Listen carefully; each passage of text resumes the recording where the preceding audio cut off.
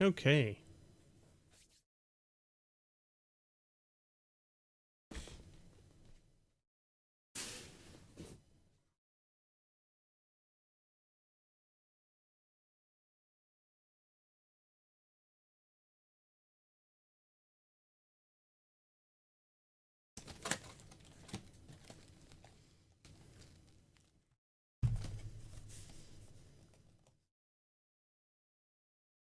Interesting.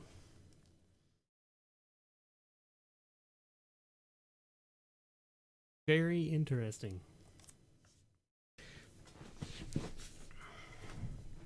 Hello, everybody. Hello, hello, hello.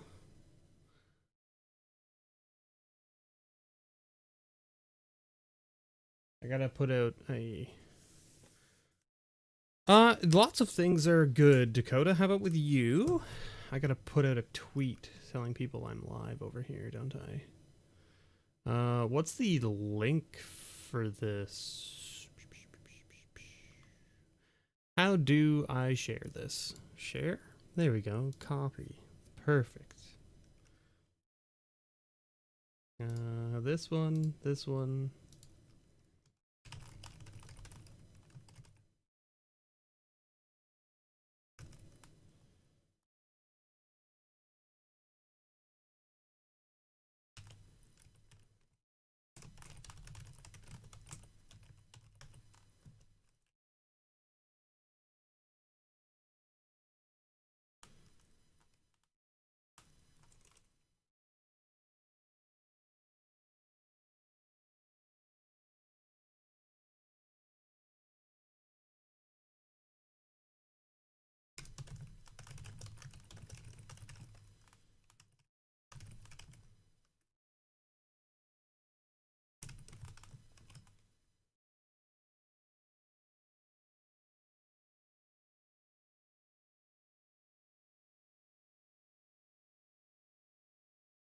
Okay, there we go. Perfect. Running into an issue with what deck you want to make now? Okay, yeah, fair. I mean, there's lots of options, right? Okay, we don't need that open. And you probably want to see what's going on, right? So I need to, like, figure that out, which means I need to go here and then, like, do that and then do this and then do this. Also, I want to go over something interesting that I just found out. So, Commander Legends was sent out to stores for pre-release weekend. And something interesting. I did a video on this and I haven't posted it yet because I hadn't got around to editing it yet. But it's no longer valid information. And that is because this is a sealed box from the product that was released this weekend on release weekend. Okay, you can see it's nice and tight. The box doesn't shift around too much. It's great. But look at this box. This is a box of Commander Legends that came out on pre-release weekend. You built Tevesh Kodama of the East Tree. Nice. So look at these two boxes. Now, you may not be able to tell from this angle, right? But if I do this and line up the bottom of these boxes, tell me something that you notice about the box that came out on pre-release weekend versus the box that came out on release weekend. These boxes are normal size draft booster boxes. They're normal size. They were not cropped down. And they needed to be cropped down because there's less packs. There's only 24 packs in here. There's normally 36 packs in here. And yes, the booster packs are 20 cards instead of 15, but reducing the number of packs by 12 times 15 doesn't equal 24 times 5. Do you see what I'm saying? It's not the same number. So the amount of space that this takes up is less than what a 36 booster pack of 15 cards would be. That being said, so when I first got this box, on pre-release weekend. It's the first box I picked up because, you know, they didn't have, like, he didn't have enough to give me all of the boxes I ordered on pre-release weekend just because he was waiting for second shipment. But when this box came in, like, he gave it to me, you can actually see there's, like, creases here on the top, right? Because when this was sealed, you could actually, like, almost put your hand into this box. Because you could actually do this and shift the packs, and the packs would shift down to this end, and you could then be tight on this end and super loose on the other end. I actually did a video on this, and I talked about it in the video. I haven't posted it yet, but that's because that information is now no longer pertinent, because it only matters for those pre-release weekend boxes, which is really interesting because there is a very, very, very niche market out there that of people who collect empty booster boxes from sets. There are 2 booster boxes for Commander Legends out there in the wild. There's this one that came with the pre-release stuff, and then there's this one that came with the regular release. They are different sizes, therefore they are different boxes. Super strange. Don't know what to think about that, but it's just interesting. It's interesting to me. Hi Epic Dude, hi Giuseppe, hi HPG, hello Jonathan, I hope you're all doing well. Just something I noticed that I didn't even notice it until just now. Mainly because I was going to complain about how loose the boxes were, and then I took this one out of the box and I went, oh, it's not loose at all. It's nice and, like, it's actually sized correctly. And then I went, wait, and I put it up against the other box and I was like, oh, they are completely different sizes. Isn't that strange? It is very strange.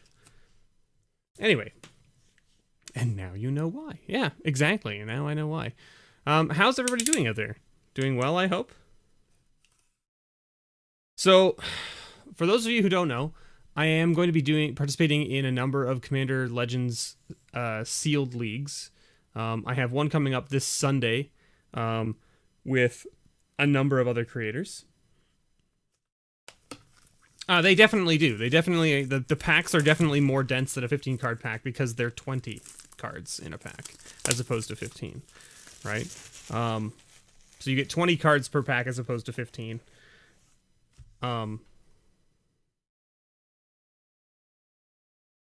Well, so the thing is like it's only 24 packs, right? It's not 36, right? A regular draft booster box is 36 packs, right? Whereas these are only 24.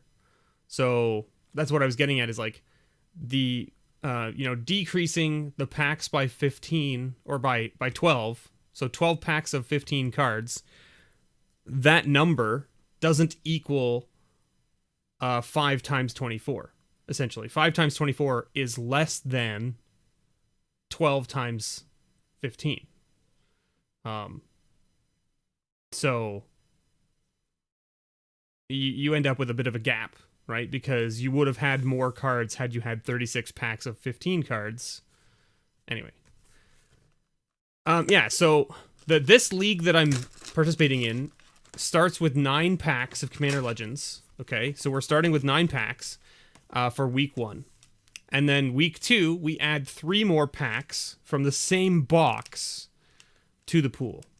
And you stick with a 60-card deck. Then week 3, you move on and you do 3 more packs of Commander Legends from the same box, and you increase the deck from 60 to 70. Then week 4, you do 3 more packs, and then you go from 70 to 80. And then week 5, you do 3 more packs from the same box and go 80 to 90.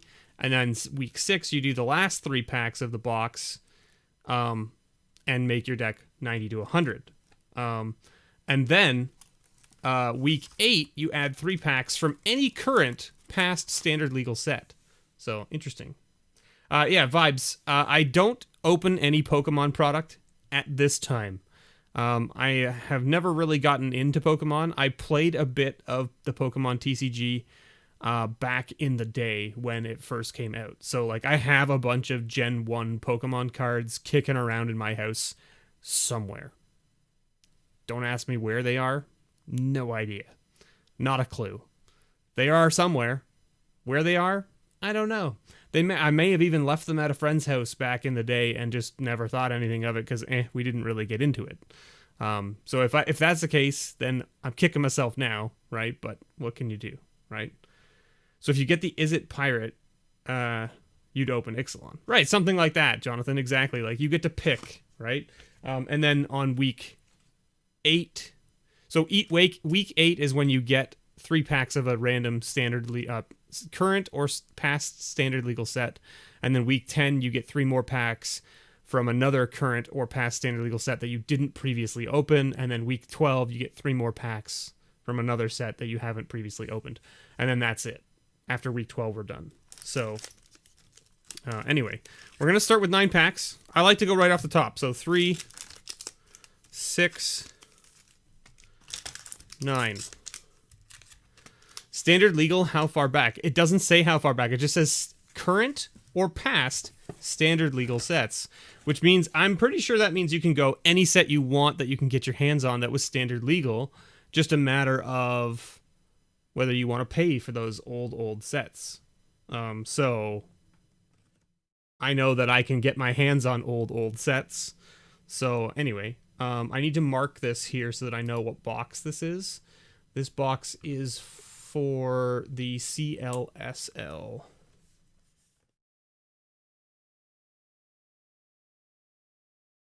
Commander Legends Sealed League. So that box is marked now. Not really well, but I'm going to mark it on the front as well. So that way it's nice and marked, easy to read. And that's just so that, because I have a couple boxes here that are open, that are, you know, half opened from other sealed leagues and things that I've been doing. No, it's fine. It's fine. It's marked on there. No big deal. Know what I'm going to bring to the table for a group of friends? Uh-oh, what are you bringing to the table for a group of friends? I'll show you. So I built a deck on Twitch the other day as well. So yes, literally yesterday. Yesterday I built another Sealed League deck that I'm going to be playing next Sunday. And I built it with a bunch of the people from the group that we're going to be playing with. And the reason I built it that way is because I was like, you know what? I don't care if these guys see the deck I'm building. I don't care. It's just fun. And then I hosted over to Austin from Commander 99. He built his deck, and so then I got to kind of see what he was doing. So, you know, it's all fun and games, right? I mean, we're just here for fun. There's no prize on the line. I'm just here to have fun. I wanted to make sure my deck was built like in the most functional way possible. We did open a foil. I think it was a foil etched Acroma, right? Was it etched? No, it wasn't etched because it's not. Maybe it was. I don't remember. Anyway, it was a foil Acroma. Regardless, it was a foil Acroma, and just couldn't bring ourselves to play it as the commander because we didn't have enough stuff in white and or something else that had abilities that would get the +1/+1 from Acroma. Because we read Acroma wrong the first time and thought that Acroma gave all the abilities to them. And then not only that, but we also thought the general consensus was that if you have creatures with, you know, all these abilities, all of your creatures get +1/+1 for each ability you have across all your creatures, which is a huge number, but it's not the case. Acroma is not worded that way. Acroma is, it gives +1/+1 to the creature if it has, and then any of the static abilities. So, not as good as you might think it is for the mana it costs. Anyway, so what I like to do with building sealed from these pools is I like to put all the cards into their piles of colors, and then just look at the commanders to see what we have for options. Then we can eliminate colors based on what we have. So I don't bother looking at like the commons, uncommons, that kind of stuff right away, just because they're not really going to help you decide what color to play until you know whether you can actually play those colors or not. I put all my artifacts and my lands into one pile for now, just because they're all kind of colorless. And there is a lot of fixing. We got a nice meteor golem though. That's good. Solid removal in any color. Okay, our first rare is a fixing land, which is fine. There's a fair amount of fixing in this set, so like I'm not too excited about having a rejuvenating spring as one of the rares from the pool, but you know how it goes. I like to put the rares in a separate pile too, just so that you can see your bombs. So we've got, okay, our first commander possibility is Togo, the Goblin Weaponsmith. He likes to throw rocks. And then we got Tuya Bearclaw, which is like not a great commander. It's okay. It's not great. And then we got a foil Blade Brand. We got a Thrall token. There's the 0/1 Thrall token. That's kind of cool. Haven't seen that yet, so I'll take it. Let's see here. What have we got going on? Don't need that there. Okay. Hey, JC. How's it going? We're doing a sealed pool, sealed box league. And so I'm building the deck right now on stream here. We got a nice fire diamond there. Okay. Sisay's Ring. Burning Anger. Shimmering Mirror. Okay, first, like, actual rare is a Magus of the Order, which is not a bad little card. So it's sacrifice Magus of the Order and another green creature, search your library for a green creature card, put it on the battlefield, then shuffle your library. It can be very good in the right deck. Right now, it's not super exciting because we don't really have anything to put on the table with it, but, you know, it's not bad. We got a Radiant, which is a Sarah Archangel. And okay, there we go. We got the Captain Vargas Wrath, which is the one that Jonathan was talking about here. We got it's the blue-red Captain pirate.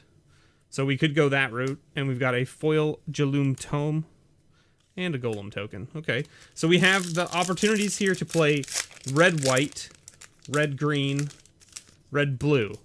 So it seems like so far red is a common color for us. And I mean, of course, we could play white something if we want, or red something if we want, because we could do the Prismatic Piper thing, because that's just a guaranteed, like, you get one if you need it kind of thing.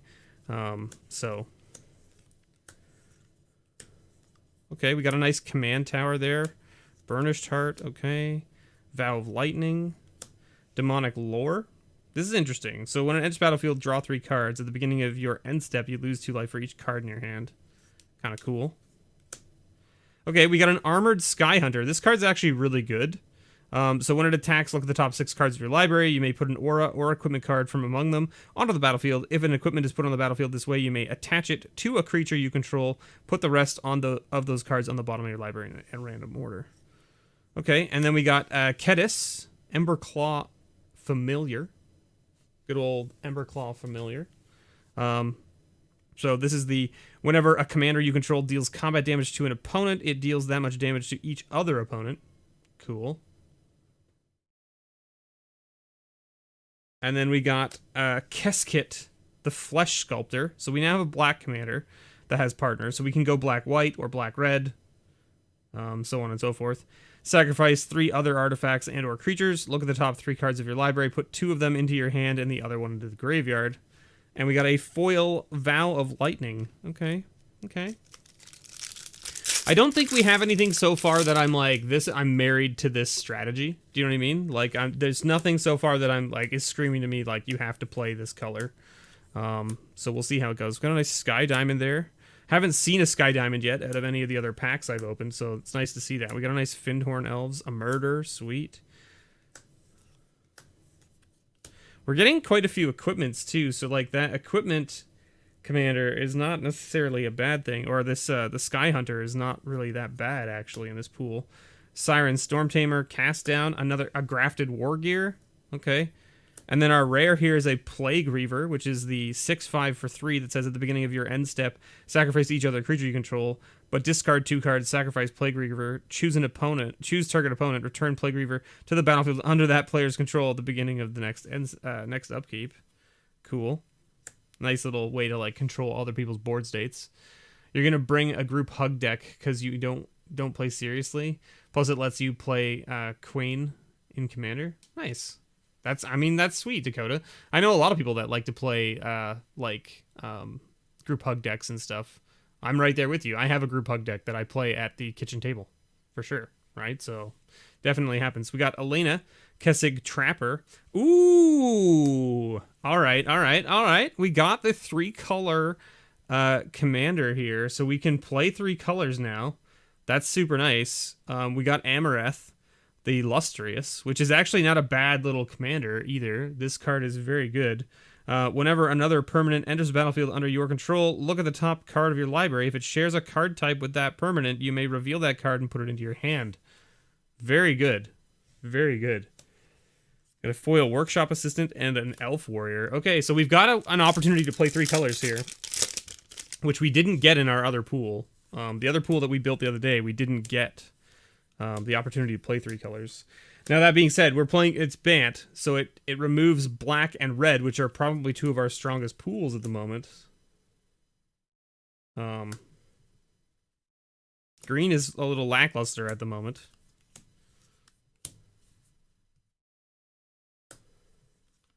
I mean, we'll have to look and see.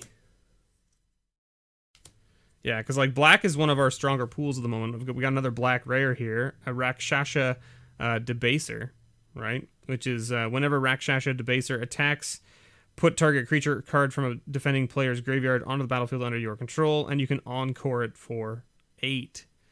This card is busted in Commander, especially in Limited. Like, just getting to steal something. It's a 6/6 for 6, which is good already, just as itself. But then it has Encore for 8, so you get 3 copies, and then they all have to attack, which means you get 3 things. It's pretty good. We got Dargo. Okay. Which is the little red, this is the red giant legendary creature. And then we got Gore Moldrak, which is not bad.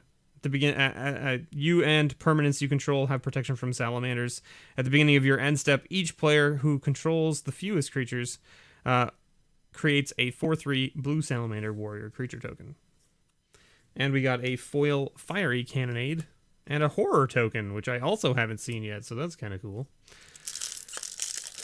I think we're going to have to look at our colors, because, I mean, right now, I think our black is very strong.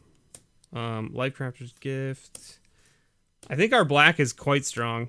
It's just a matter of, like, our black commanders are not strong. We only have the 1, right? We have 1. And it's not, like, particularly amazing.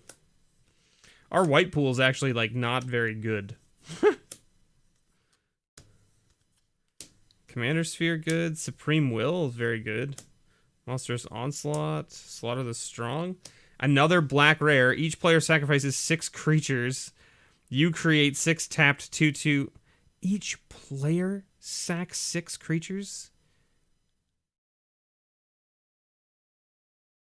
You guys can't see my face, but I'm making a gross face. 7 mana. Each player sacks 6 creatures. And then you get 6 tapped 2/2s. Ugh. Ugh. Emoti, the Celebrant of Bounty. So another Simic commander. Ooh. Okay. We got Una's Trickster here, which is the 1/6 flash flying. But whenever you cast your first spell during each opponent's turn, look at the top 2 cards of your library, put one of those cards into your hand and the other into your graveyard. Okay, so we now have a way to play blue-black if we want. Okay, interesting. Treasure token. Okay. We now have a way to play blue-black, and I think our blue pool is actually not that bad. I would say that our red is probably the 2nd strongest so far that we've opened. I think black and red are pretty strong so far, based on what I've been seeing. Vow of Duty, okay. Ingenuity Engine. So it's a 7 mana artifact with Cascade, and then pay 1, tap it, sacrifice an artifact, return target artifact you control to its owner's hand. Huh. Interesting. Do commanders get locked in? I don't think that was in the rules anywhere. I don't know. Imperious Perfect got knocked down to an uncommon here. That's interesting. Okay, we got our first mythic. Our first mythic out of 9 packs is a Port Raiser, which is whenever Port Raiser deals combat damage to a player, untap each creature you control. After this combat phase, there's an additional combat phase. Port Raiser can't attack a player it has already attacked this turn. Could get the Piper and go Grixis? No, right? You can't do that. Because Nimris doesn't have partner, right? So you can only partner creatures that have partner together, right? So like I can't just partner the Piper with Nimris, right? because Nimrus doesn't have partner. Although that would be interesting, right? Slurk all ingesting as a commander. And then we got Keleth, Sunmane Familiar. So this is the horse commander. Whenever a commander you control attacks, put a 1/1 counter on it. Wow. All right. It's kind of cool. And then we got the boarding party, which is the 6-mana haste cascade dude. Hey, Kyra. I'm doing all right. I just shoveled the driveway. I did some D&D earlier today. I finished editing the video for tomorrow. That's ready to upload to YouTube. And then I was like, you know what? I need to build this deck because the Sealed League starts next week, I think. So I wanted to get this built, and I was like, you know what? Better way to build it than build it online and let everyone watch me open the packs and build the deck, right? Jay Shing, how's it going? Welcome, welcome. And hello, Diego. I'm sorry. I didn't mean to miss you there. I apologize. I got caught up in... I got sidetracked by literally everything else I was doing. I did see you come in. Hello and welcome. Sandstone Oracle. Okay. And then our rare here is a Wrong Turn, which is target opponent gains control of target creature. Huh. That's interesting. That's an interesting rare for Commander. Someone attacks you with a big thing and you're just like, that guy owns that now. Right? Like you just give it to an opponent whose turn it isn't, so that they can't attack you with it. It's interesting.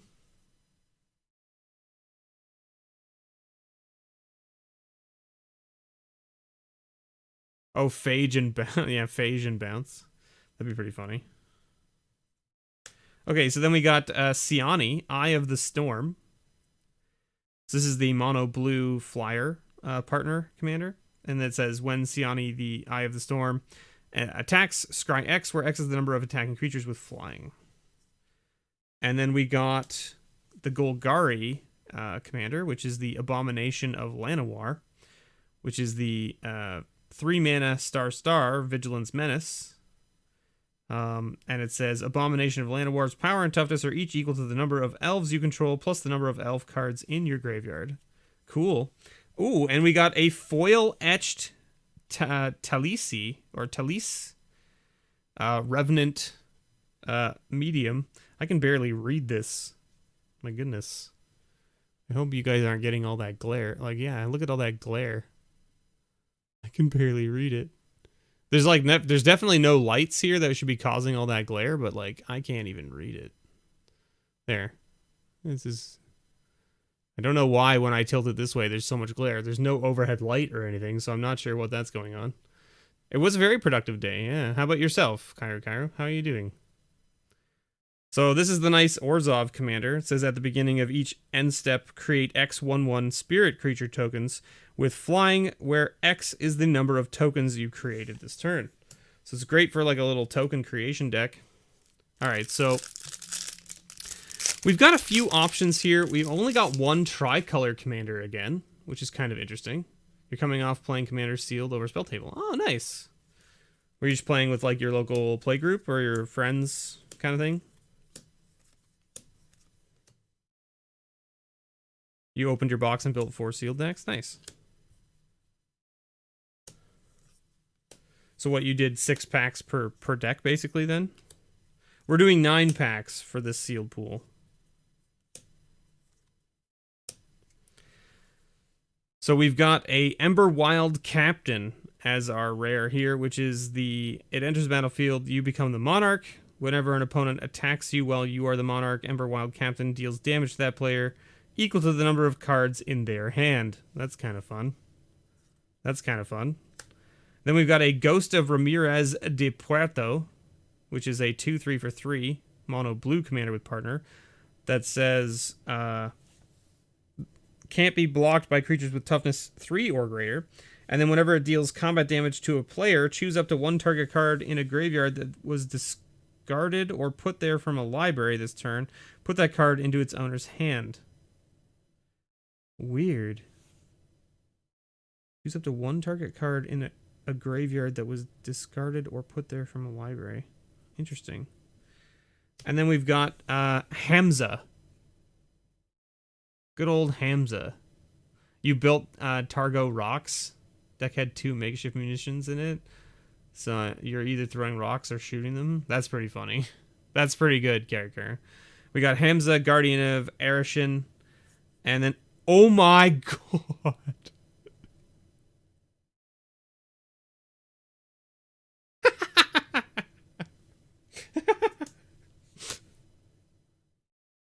That's a foil scroll rack. Just so that we're all clear.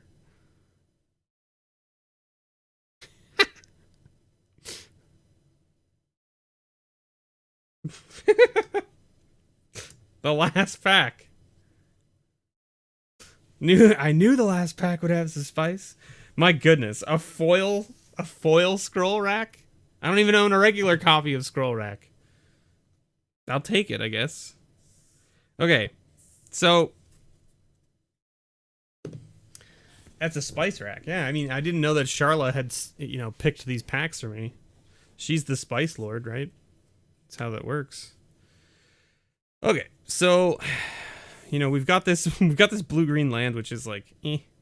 We've got 2 red rares. We've got a blue rare. We have 3 black rares. We got 1 green rare, 1 white rare. I think our biggest bombs are in black. The red rares are also kind of cool, just because like one is giving you additional combats, and the other one is giving you like card draw, plus then an advantage of like sort of making your opponents not attack you, right? So I mean, So if we look at our commanders, I don't think we want to play Hamza as our commander. Like I just don't think our white-green pool is strong enough for that. Blue is fine. I think that like black-white again, I don't think black-white is super strong. This is more of a maybe than a no. Black-green is a possibility, but it's not strong, not that strong either. I don't know how I feel about it. Blue again, white, green, blue, black, blue, green, blue, green.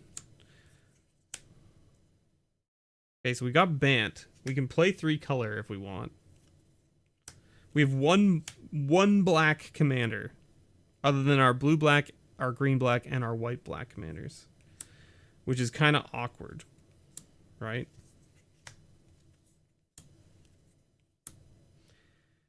Considering black is our biggest rare pool, and the rares are actually like very good.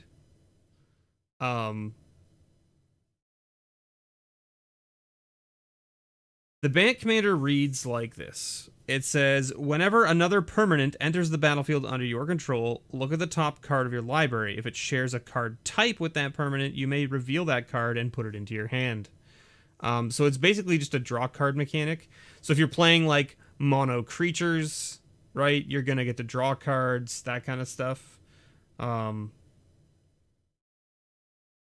If you're playing like mono artifacts, like you mentioned, you could go that route too. Yeah. Lands will draw you more lands. Yeah. So like, it's definitely a very good card. Don't get me wrong. Yeah, it's a very good card. It's just, I don't know. Like, I don't know if our green, white, blue pool is stronger than our black, red pool. Do you know what I mean? And like we're not, okay, so we're not playing Tuya. It's just not happening.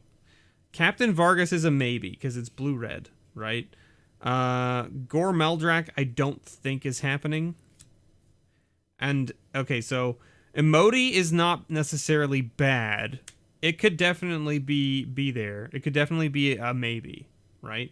Because it's Cascade, 5 mana Cascade for a 3/1, but it says spells you cast with converted mana cost 6 or greater have Cascade, which is just amazing. This is also just a value card, right?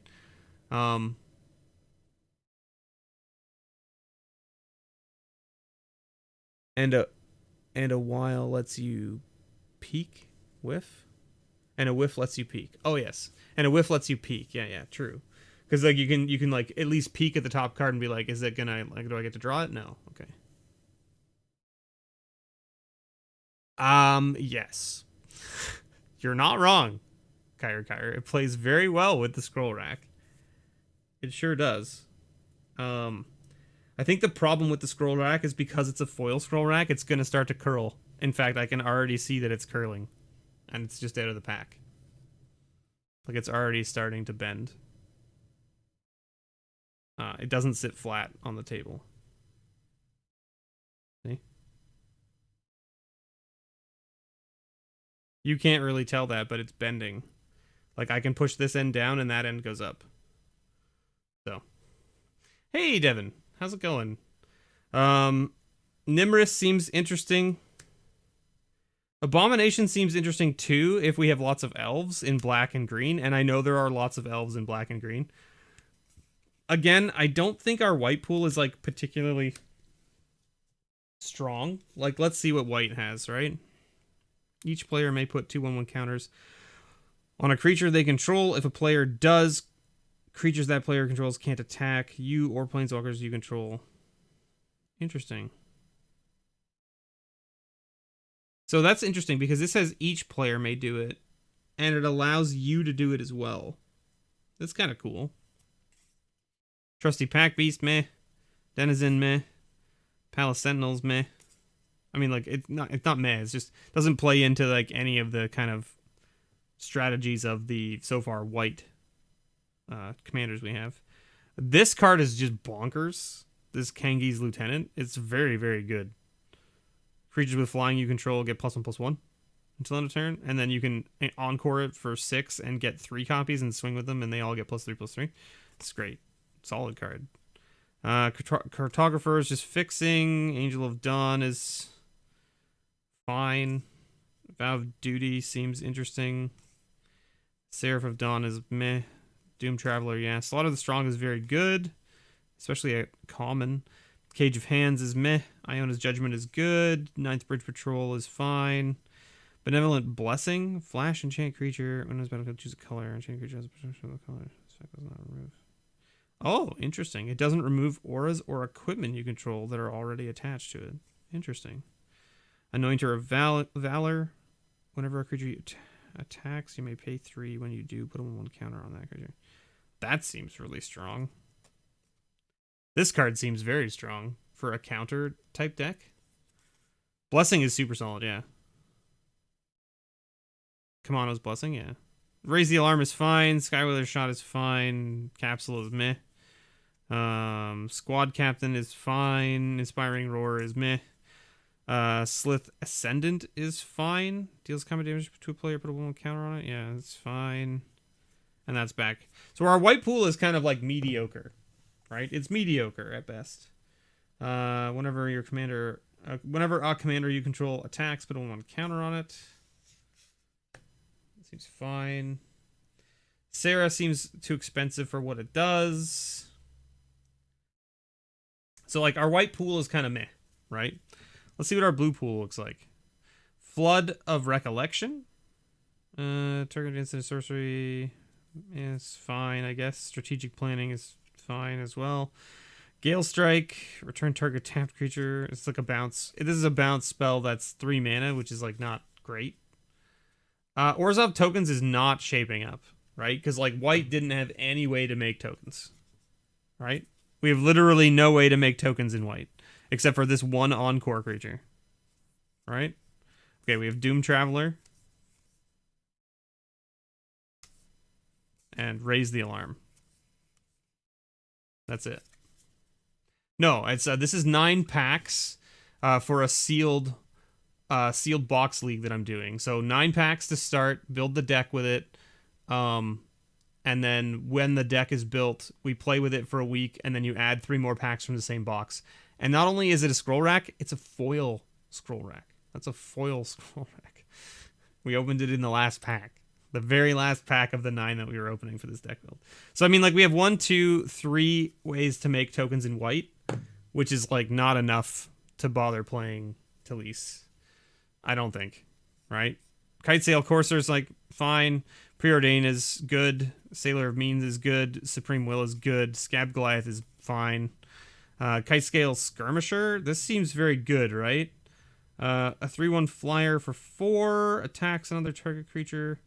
Attacking the same player gains flying. Yes, and then you make 3 copies of it for 5. Yep, okay, that seems good. Scholar of Ages is fine. As your Fleet Admiral. Each battlefield, you become the Monarch. Okay. Can't be blocked by creatures the Monarch controls. Oh, that's kind of interesting. So the singleton rule doesn't apply in the sense that you can also you can have doubles in the pool. Like, you can have doubles in the deck because if you get them in the pool, you can play with them. But it's not always best to run doubles. It depends, right? Yeah, Fleet Admiral seems very good because it lets you basically take back your Monarch token every time, right? Blue looks okay so far. Aqueous Form is fine. Spontaneous Mutation is also fine. Storm Tamer is good. Trove Tracker. When it dies, draw a card. That seems good. A 2/2 for 3 is not great, but it encores for 7 and it draws you 3 cards. Seems pretty good. A second Aqueous Form is kind of like fine-ish. A second Scholar of the Stars. Oh no, this isn't the second. This is, I don't know what. That's fine, I guess. I haven't picked my commander yet. Spontaneous Mutation. I don't know if we would run a second one. Omen Speaker is fine. Fall from Favor is very good, right? When it enters battlefield, tap enchanted creature and you become the Monarch. Enchanted creature doesn't untap during its controller's untap step unless that player is the Monarch. It seems very good. Forceful Denial. A counter spell with Cascade seems interesting. Prosperous Pirates is good. And then we're back to the beginning. So blue seems okay. Blue seems okay. But, I mean, like, we don't have a big rare pool in blue. Like, I mean, this rare is very funny to play. So let's check green now, because we're checking Bant. We're checking Bant first, right? Because we've got this Bant commander. I don't know if it's going to be worth playing. I have no idea. We'll see. We've got a Scaled Behemoth, which is just, like, this is just a beater, right? This is a beater. 6 mana, 6/7 with Hexproof. It's just a good card. Did you get the Rabbit? No.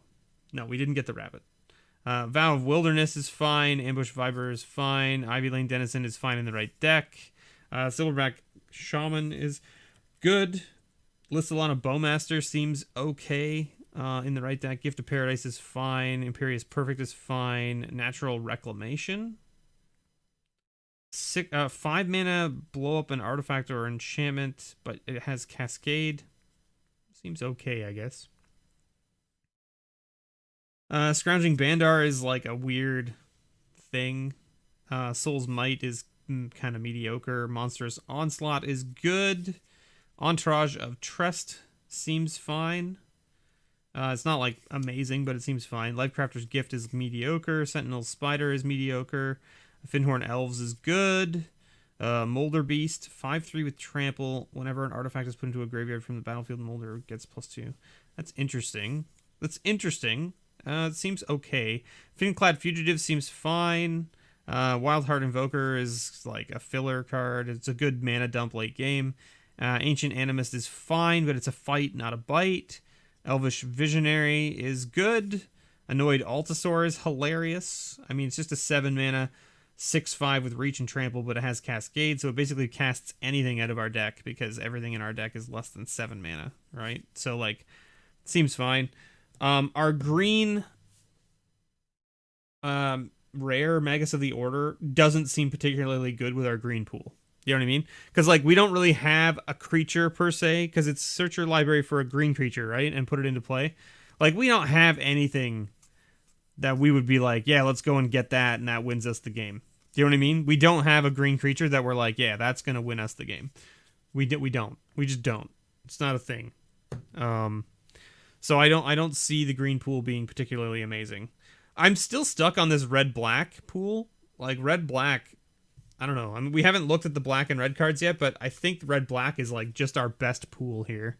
Let's see. We've got Thorn of Black Rose, which is good. Spark Harvest, very good.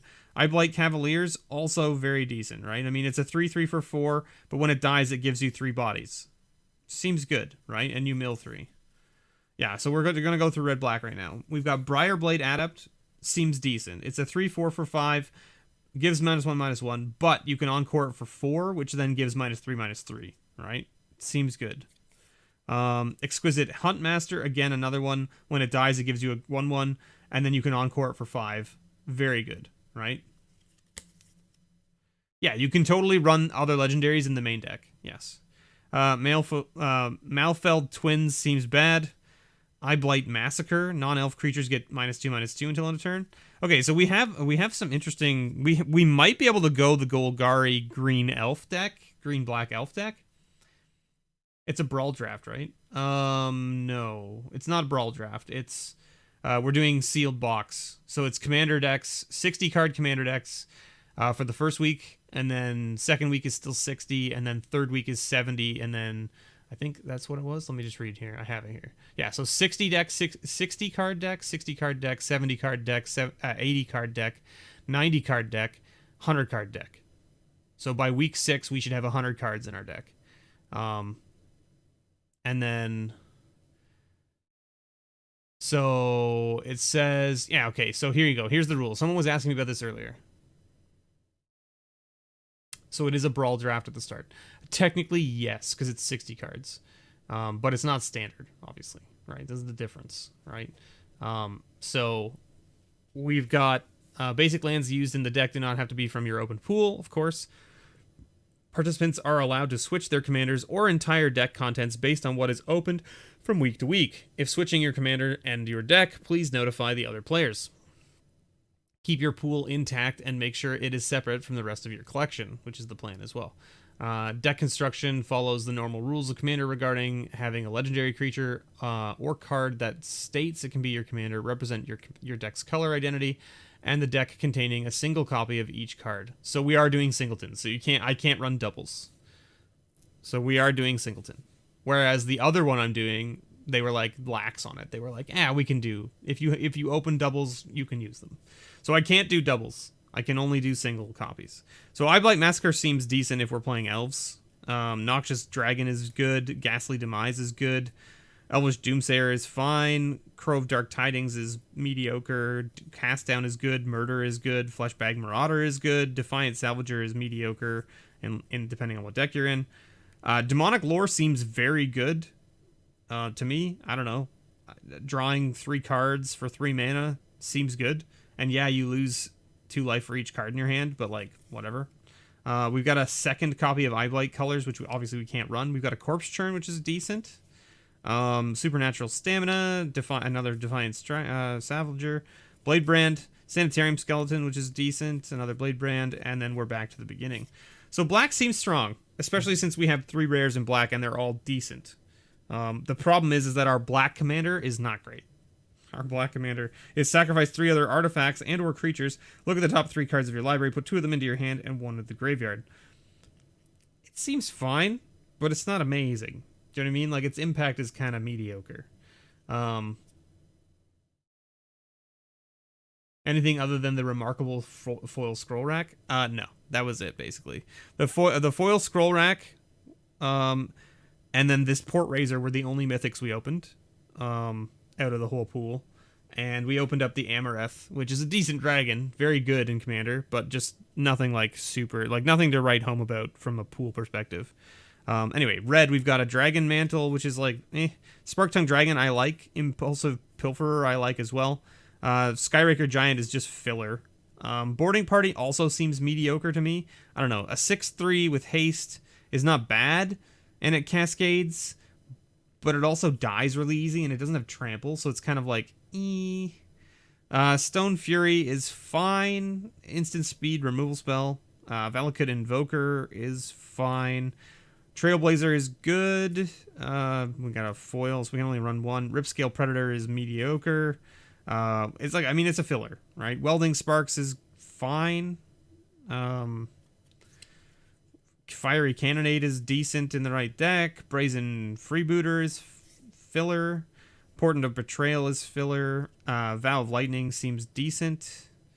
Giving it +2/+2 first strike and then it can't attack you seems fun. Another Fiery Cannonade. Renegade Tactics is kind of mediocre. Dragon Egg, no. I mean, Dragon Egg's fine, but Burning Anger seems fine. This creature deals damage equal to its power. That seems good to any target. Yeah, Burning Anger seems good. Another Invoker. Rummaging Goblin is good. Dragon is fine. Crimson Fleet Commodore. You become the Monarch. It's a 5/2 that makes you the Monarch. It's fine. Champion of Flame is fine if you have the things to go on it. And then we're back to the beginning. So, like, the red pool maybe isn't even that good. Like, the red pool doesn't seem that good, actually. I mean, we do have all these commanders, right? Hey, Joey. How's it going? We have all these commanders in red, which are fine. But, I mean, none of them, like, stand out to me that I'm like, this is what I want to play. Right? Like, as an additional cost to cast a spell, you may sacrifice any number of artifacts and/or creatures. This spell costs 2 less for each of those permanents sacrificed this way, and 2 less to cast for each other artifact or creature you've sacrificed this turn. I mean, Dargo can be fun if you have the right deck built around him, right? Because you can sack things for other reasons. For instance, Dargo plus Keskit is actually a kind of cool combo, right? Because you play him on turn 3, and then on turn 4, you sack 3 other artifacts and or creatures to draw 2 cards, and that discounts Drago by 6. Just using his ability. Like this discounts Drago by 6 using his ability, right? So like that's kind of interesting. But yes, whenever a land enters the battlefield under your control, create a colorless equipment called Rock.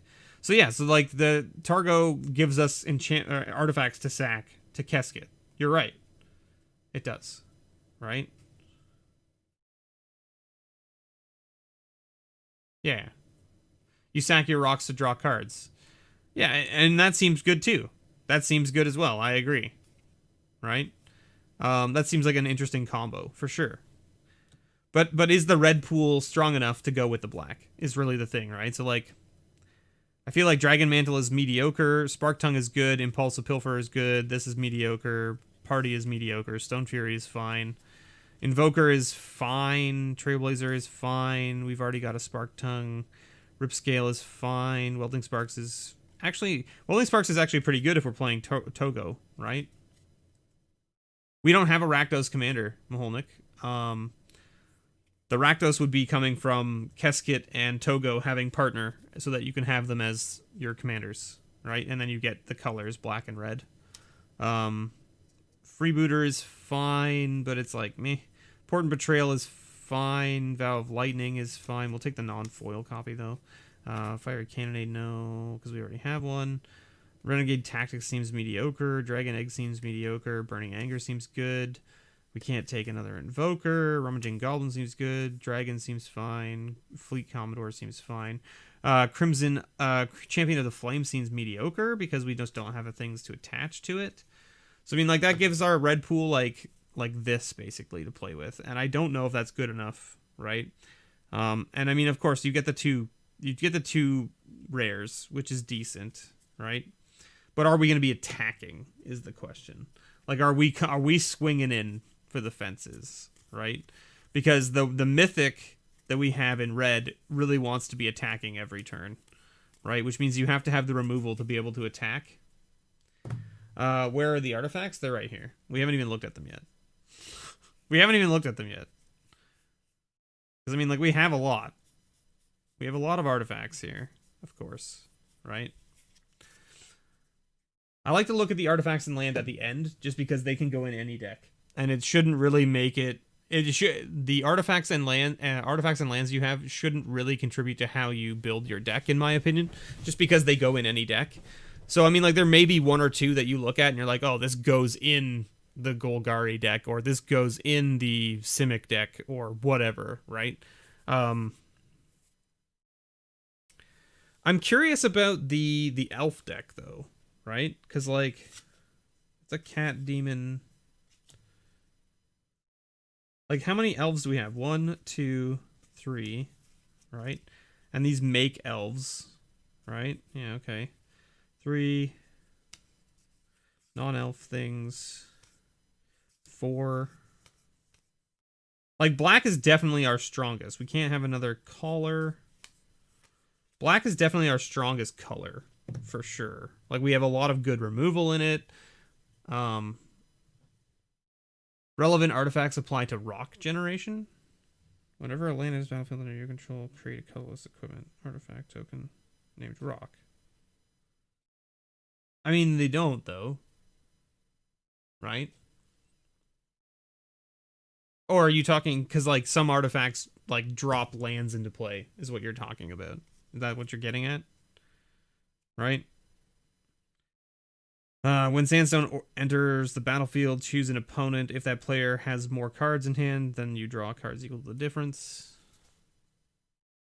Oh, no, yeah. It's lands. Yeah. Lands coming into play is what? So, like, the Armillary Sphere, right? But it puts lands into your hand, so that doesn't really help.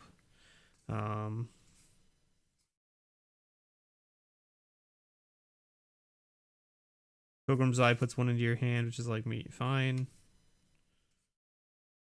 We've got the Terramorphic Expanse, which gets us an extra rock.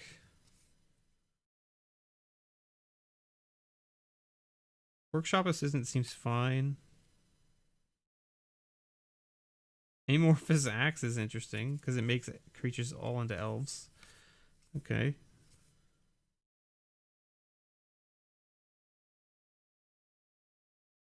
Perilous Mirror seems good.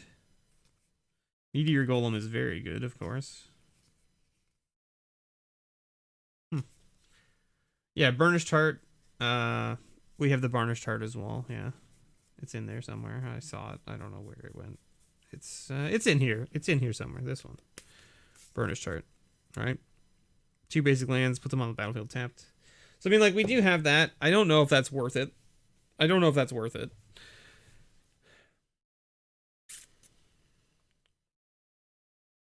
Because, like, how many elves do we have in green? Let's look. Right. I don't think we have any, right? We have 1, 2, 3. Oh, okay. We've got the Imperius. Perfect. 4, 5, 6, 7, 8. We have 8 unique elves in green, and we had, what, 5 or 6? 1, 2, 3, 4. 4 in black?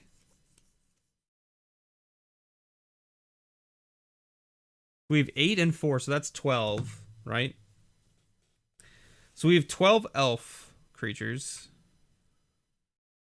to play the... I'm thinking like the Abomination of Llanowar is what I'm getting at, right? Because this is Vigilance and Menace, and it's equal to the number of elves in play plus the number of elves in your graveyard.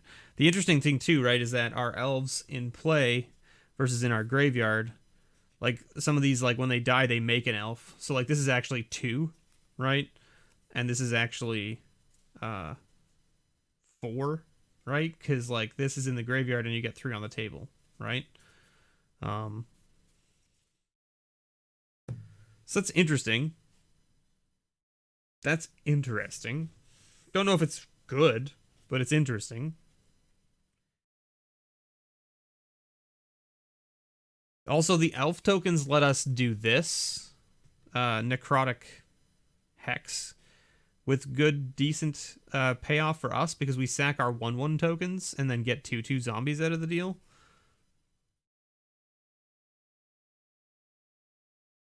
And I mean, like, the Plague Reaver is also interesting, right? Because sacrifice each other creature you control. Yeah.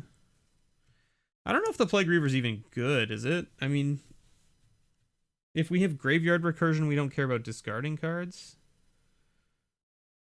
You'd never play the Hex? I would totally play the Hex every time.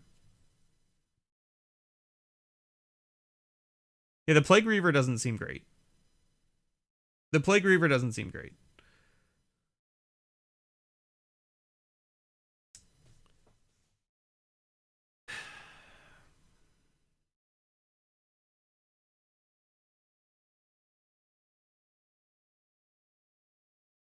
Yeah, I think the Hex is reasonable in sealed, right?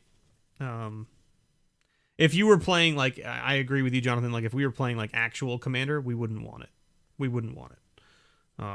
It's too slow. 7 mana to make them sack 6 things is not good enough. But in a sealed environment, it's definitely strong. Pirates. 1, 2,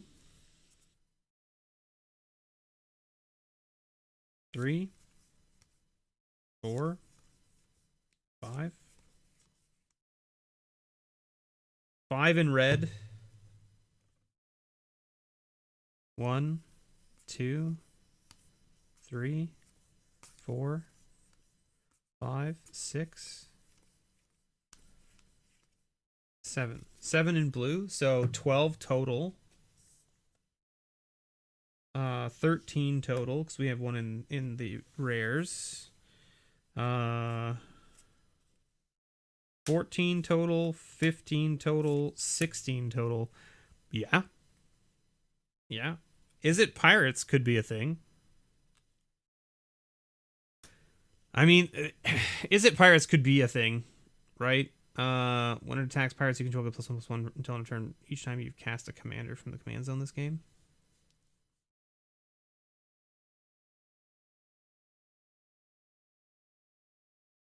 Because, I mean, like, you could even go... Right? You could even go Ghost of Ramirez plus, like, Kedis. Right? So that you have cheap commanders that you can cast a lot, and then Captain Vargas can just be in the deck. Right?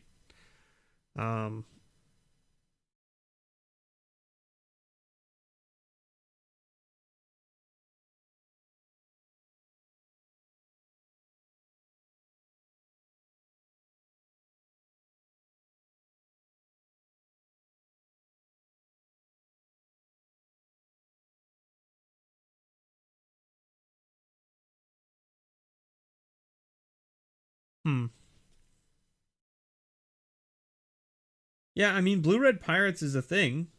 It also lets us play, like, this wrong turn, which is kind of funny. I kind of want to play the wrong turn just because it seems like a ridiculous card. Do you know what I mean? Like, it just seems like a ridiculous card.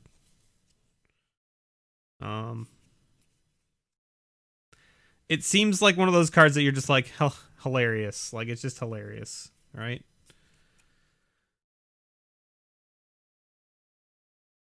I don't know. Like, do we want to play... I should say, and we've also got the pirate. We have the pirate's cutlass as well, right? Which is not bad for pirates. And we have the like we have a bunch of equipments as well, right? We also have whatchamacallit. We have both the diamonds. We have the sky diamond and the fire diamond, which is good. We have grafted war gear as well, which is decent. I think the problem with pirates is that we don't have any like way to like. I don't think we have a way to close the game out with pirates, right? Yeah, it's an instant. Yeah, the wrong turn is an instant. So you can do it on like when someone attacks you. You can pretend to be holding up a counterspell, and then their big thing that they're swinging at you with, you can just be like, and now that person owns that card, and they're like, ah, and you're like, oh, hilarious.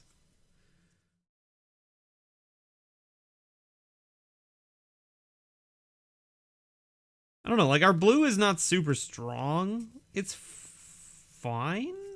It's fine. Blue is fine. I don't think blue has enough control in it for me, right? Like, that's really what it comes down to. Like, blue is normally control. Shouldn't have taken that left turn in Albuquerque. Exactly. We get to Bugs Bunny them. I'm gonna call this card Bugs Bunnying them if I ever get to use it.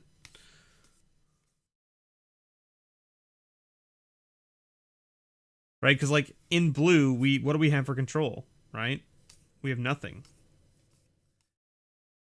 Right? Strategic planning is... Okay, so we have a Gale Strike to bounce a tapped creature. We have Spontaneous Mutation, which isn't really that great. We have Fall from Favor and Forceful Denial. Right? We have 4 pieces of control in blue. Right?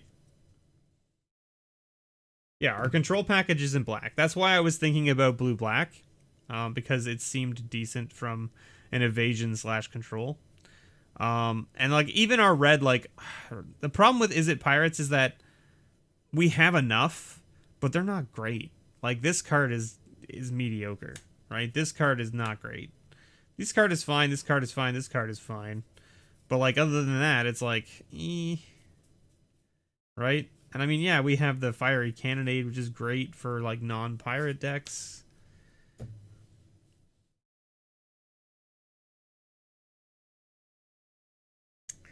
This is tough. This is tough. Mainly because I don't think we're playing white. Do you know what I mean? Like, I don't think we're playing white at all with this pool. At the moment. Now, if we open up some bomb white rares like in the next few weeks, white might be viable. I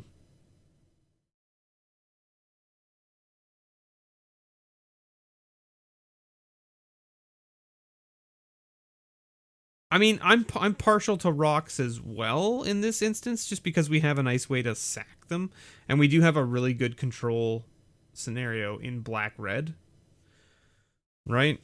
And I mean, it makes your land drops actually go like do something for you as well, right? So it basically lets you be able to be doing something every turn, regardless of what you're drawing, which is kind of nice. And I mean, Dargo can just go in the black-red deck because he gets discounted when we use Keskit, right? So, like, he even gets discounted when you just throw a rock at somebody, right? Pay 1, tap this, throw a rock, right? Or you equip it, right? Yeah, you equip it to somebody. I think I want to build the Rakdos deck first.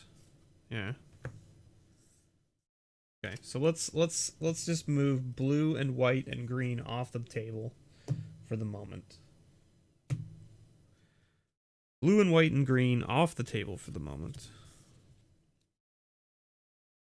Let's just put it right over here.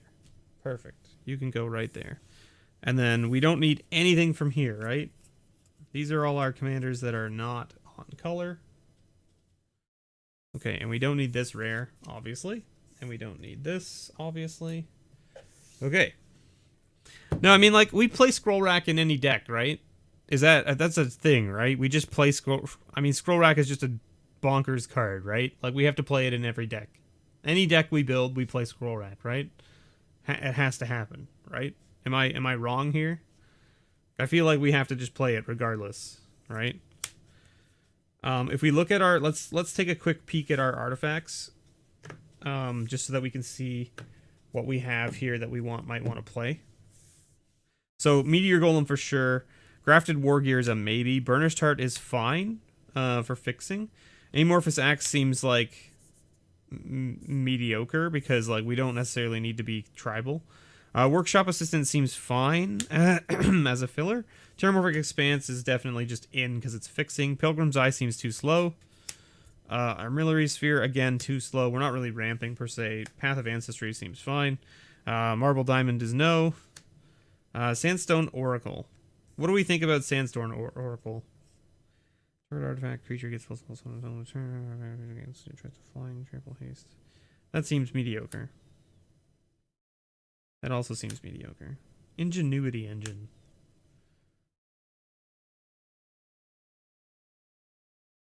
Oracle is okay.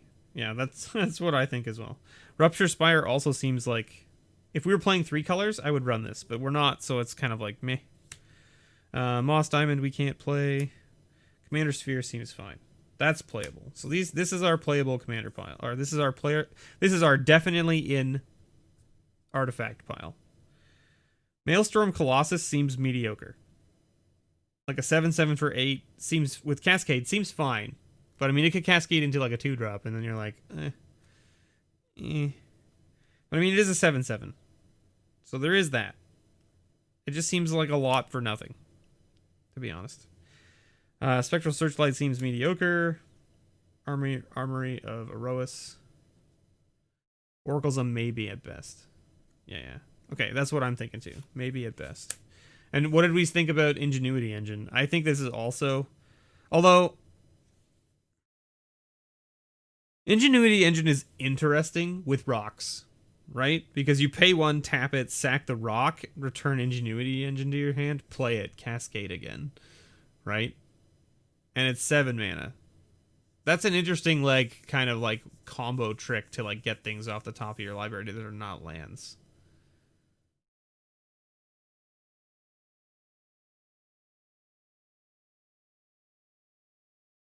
Right? But yeah, we can also return the Meteor Golem to our hand, which is pretty nice with this, right?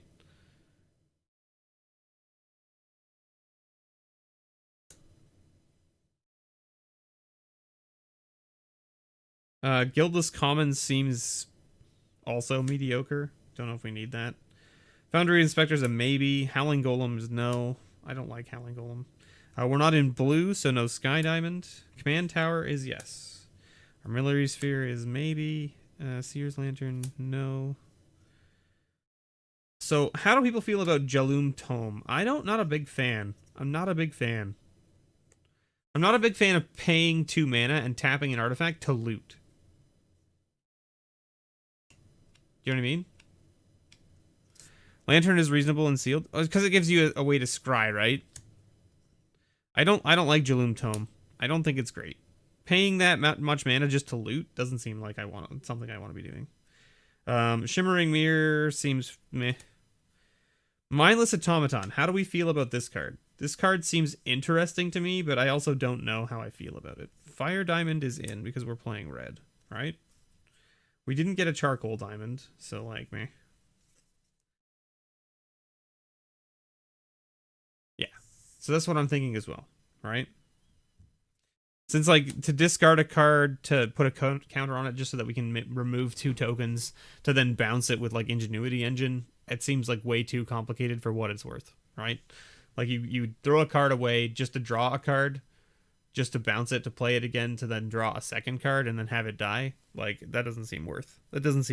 Especially since everything we're drawing, if we're playing rocks, is going to be worth playing rather than discarding. Because if it's a land, it makes a rock token, right? Which you're fine with. Okay, how about Perilous Mirror? Perilous Mirror seems fine. This seems like a fine body to fill a gap if you need it, right? What about Sisay's Ring? I don't think I like Universal Solvent. Angelic Armament seems fine, but I don't think it seems great. Cutlass seems fine in a red-black deck with pirates because we do have pirates in red, right? Opal Palace also probably in, right? And then Hunted Cloak I don't think is in, right? Trample and Haste. Equipped creature has Vigilance, Trample, and Haste. I mean, that seems fine. Is Haunted Cloak good? Yeah, Cloak, I was just rereading it. I'm like, it actually gives you a lot of stuff for only 4 mana. Seems okay. You think Ring is reasonable? Yeah, it will depend heavily on the curve. Okay. So I think Ingenuity Engine is still a maybe, right? I think it's still a maybe. So I think our artifacts for sure are Scroll Rack, Meteor Golem, Command Sphere, Fire Diamond, right? Those are our artifacts for sure.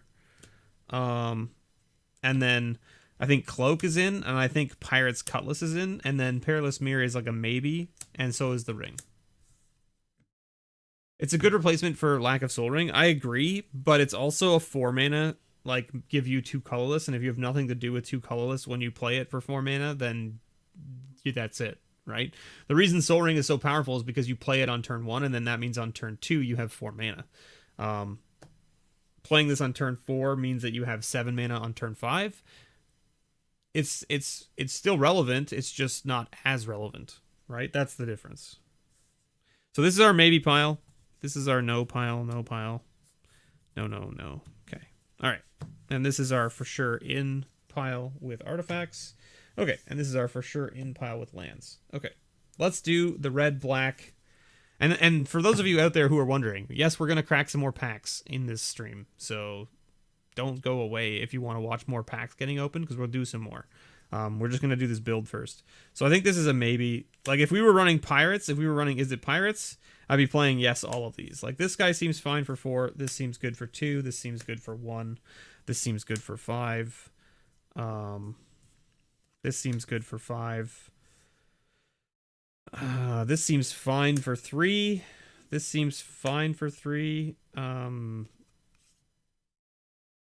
Vow seems good for 3. This seems good for 5.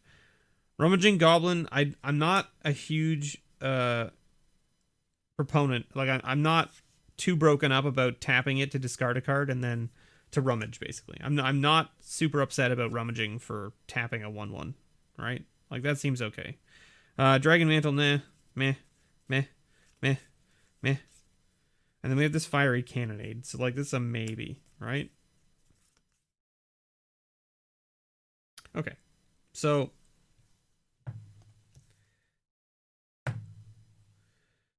now let's look at black, right? Doomsayer seems mediocre in this deck. Eyeblight Massacre is also just garbage in this deck because it kills our entire board at the moment. Here's a 4-drop. This seems good. This is a 5-drop. That seems good. Encore stuff seems very good to me. I don't know. Am I just wrong here? Encore seems very strong. Spark Harvest. No. Noxious. Ghastly Demise.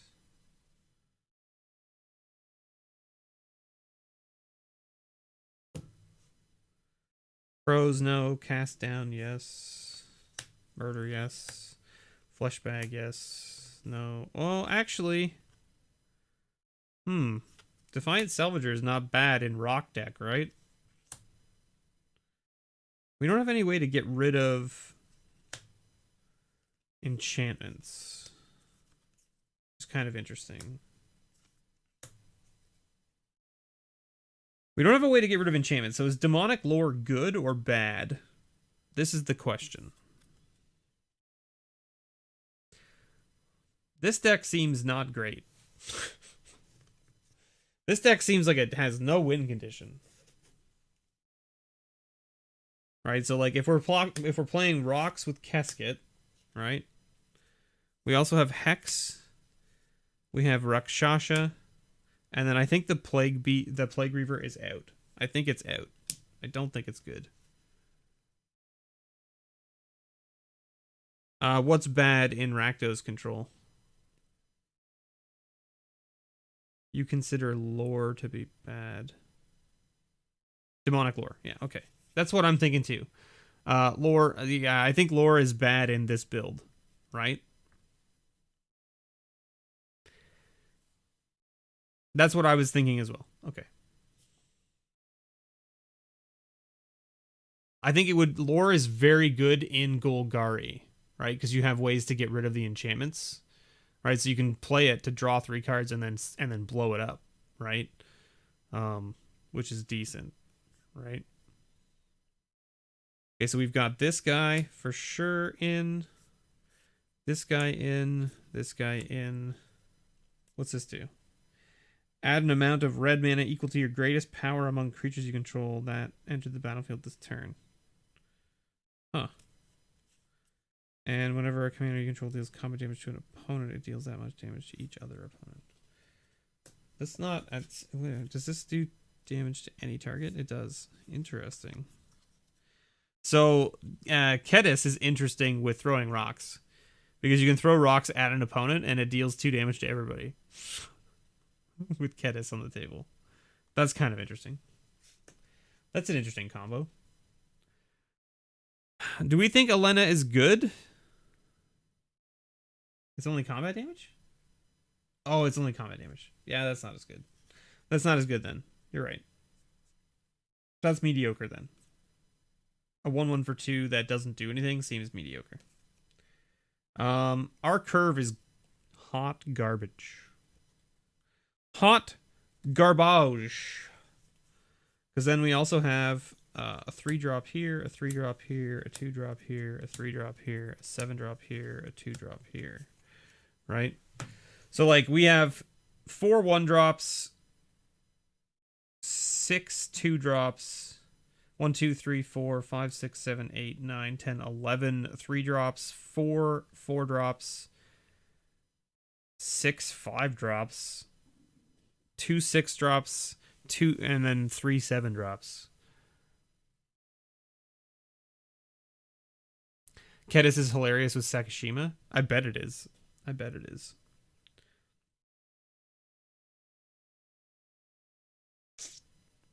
I don't know how I don't know whether I like this pool. This or like this deck. This deck doesn't seem that exciting. Do you know what I mean?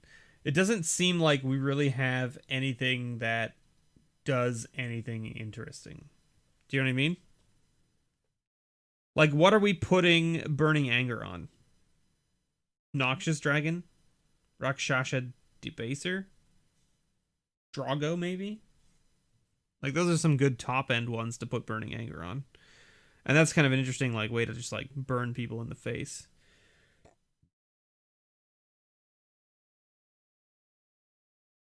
We have 3 ways to become the Monarch.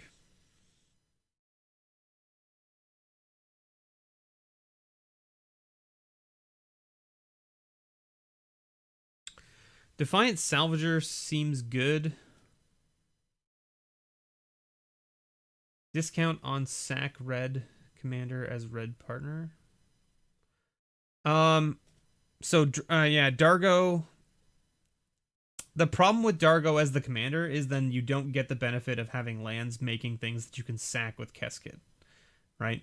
Like Keskit's ability is only going to pay off for us by having the rocks from Togo or Togo, right?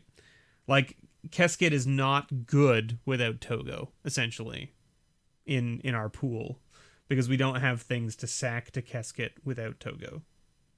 That's the difference, right? So every game it'll be play Togo first so that our lands make tokens so that we can play Keskit to sack those rocks to then draw cards, right? That's also why lore doesn't matter too much to us in this deck, because yeah, Keskit is bad without him.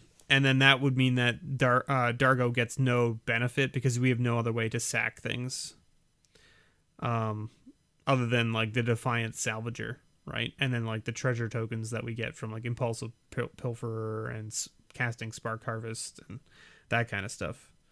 How many cards have we got here? Let's see. 1, 2, 3, 4, 5, 6, 7, 8, 9, 10, 11, 12, 13, 14, 15, 16, 17, 18, 19, 20, 21, 22, 23, 24, 25, 26, 27, 28, 29, 30, 31, 32, 33, 34, 35, 36. Which lets us have 24 lands. So we're literally... Oh, no, we have to cut 2 cards because we have our 2 commanders. All right, so we got to cut 2 cards to make this pool have 24 lands. And I think it's pretty easy what I cut, which would be the Blade Brand comes out. Just because I don't think Blade Brand is like particularly exciting in this deck. And then I would think like probably like the Fiery Cannonade comes out just because we don't necessarily care about doing 2 damage to all non-pirates, because we do have a lot of pirates, but we also have a lot of non-pirates. Although I guess all of our non-pirates are things that can recur, right? So like we've got a Rummaging Goblin that dies, the Invoker that dies, the Huntmaster doesn't die, the Thorn of the Black Rose dies. No, it doesn't die. It's got 3. Okay. And then I think all of our elves pretty much have 3 health or more. Yeah, 3, 4, 3, 3, 4, 2. So this guy dies, but we're actually okay if he dies because you get a 1/1 out of the deal. So maybe the Fiery Cannonade's actually not that bad in this deck. Interesting. It's not a bad little board wipe, right? Especially for early game. Like if someone starts running away with the game early. Because like we don't have a lot of early drops in this deck. We're curving hard at 3, right? And then we have some good top end. Okay, this deck is not that bad. It's not as bad as I thought it was. It just doesn't look that interesting. Do you know what I mean? Like it looks like an okay deck. It just doesn't look interesting. Do you see what I'm saying? Like it doesn't seem like it has anything that's exciting, right?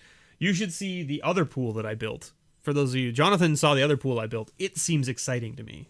Yeah, it looks boring. Exactly, Jonathan.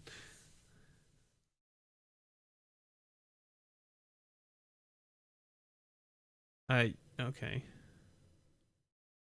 The rocks are the exciting part. I mean, like, so like the interaction between Togo and Keskit is cool. I like that interaction.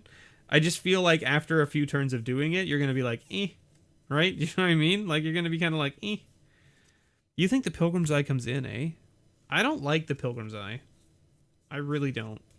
I think it's too slow. Like, it's a 1/1 flyer for 3.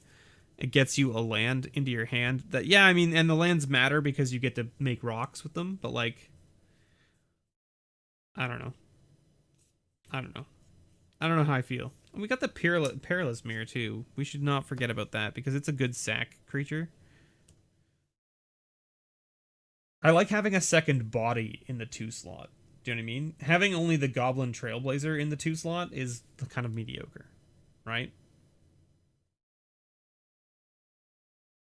I think having that in the 2 slot, having the Goblin Trailblazer being the only 2-drop creature is kind of like not great.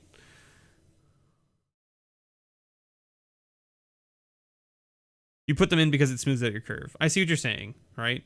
I get it. I understand what you mean. But we have Scroll Rack for that, right? Right? That's how that works. We have Scroll Rack, so therefore we don't need any of those other things.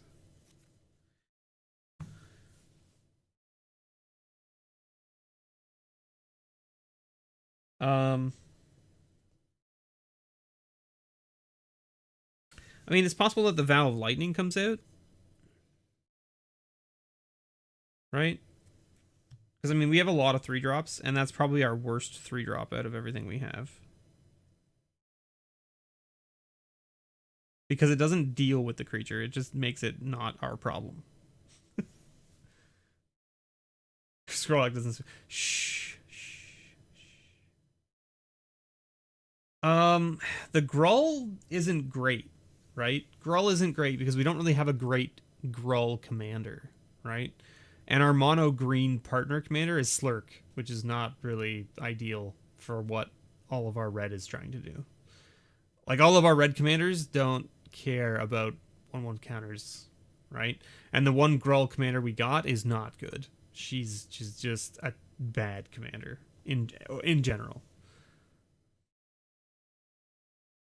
Yeah, and I mean, like, again, like, when we come back next week with 3 more packs, we'll open it up and we'll see what it adds to the pool and see if it changes anything with what we're doing. I think this is fine for the first week, but let's count it up again. So we've got 1, 2, 3, 4, 5, 6, 7, 8, 9, 10, 11, 12, 13, 14, 15, 16, 17, 18, 19, 20, 21, 22, 23, 24, 25, 26, 27, 28, 29, 30, 31, 32, 33, 34, 35, 36, 37. So we got to cut 1 more card unless we only want to run 23 lands. I don't think running 23 lands is ideal. I think 24 is probably the sweet spot. So we have to cut 1 more card. It's probably the Stone Fury, actually. It's probably the Stone Fury. Because Stone Fury is good, but it's also quite expensive for what it does. I think we'd rather just have the land. I think we would rather just have the land to make a rock token that we could hurl at somebody for 2 or sack it to draw cards than to have a card that deals like maybe 6 damage, right? Or 7 damage to 1. It's only a creature, right? Yeah, target creature. So it only does 1 target. Okay, well, I mean, this seems okay. It doesn't seem amazing, but it seems okay. All right. So we need... Let's see. What have we got here?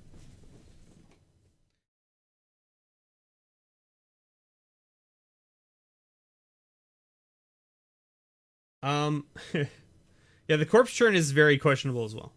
I agree with you. I agree with you that the corpse churn is not great. I think it's more just a way to recur one of our creatures if they get removed. That's about it. That's all about I'm thinking, right?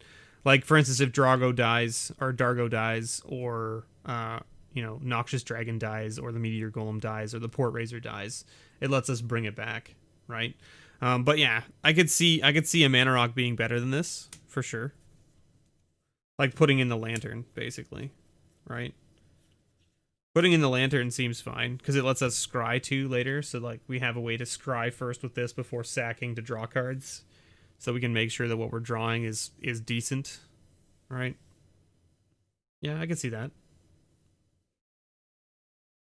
Yeah, the Armillary Sphere helps get rocks as well. It puts them in your hand is the only problem I have, right? Because it puts 2 basics into your hand, which is like not it's not ramp, it's like pseudo ramp. But then again, we don't want the lands in play per se. I mean, we do want them in play, but like having them in hand is just as good for us. Yeah, it's 4 mana, draw 2 lands. It's not great. It's not great.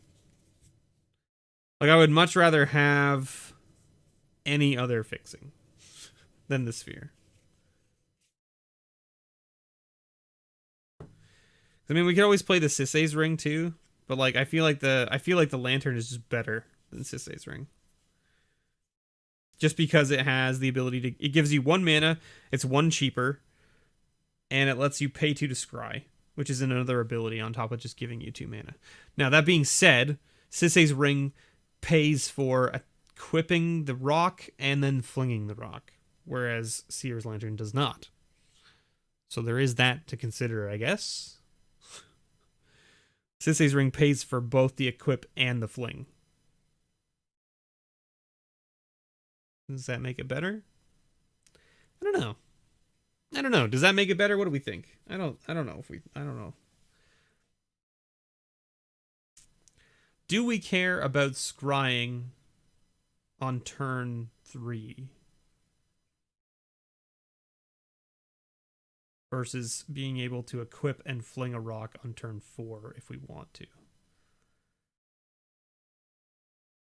Gets your bombs a bit faster as well. You're not wrong. But again, like, I mean, so like we only have 3 cards that cost 7, right? If we're playing Sisay's Ring on turn 4, which is probably what you would be doing in a best case scenario, right? Due to the fact that, you know, we only have 1 rock that's on turn 2, right? And 1 on turn 3, right? So Sisay's Ring turn 4, most likely.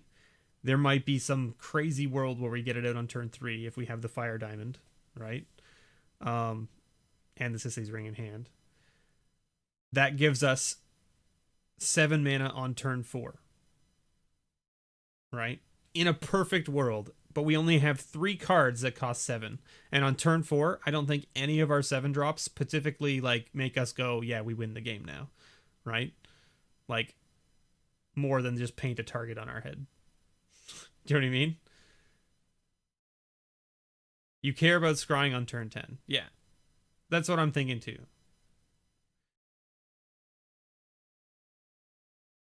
I haven't played any Sealed League yet, but I feel like they're a lot grindier than you expect with a 60 card deck because they're singleton, right?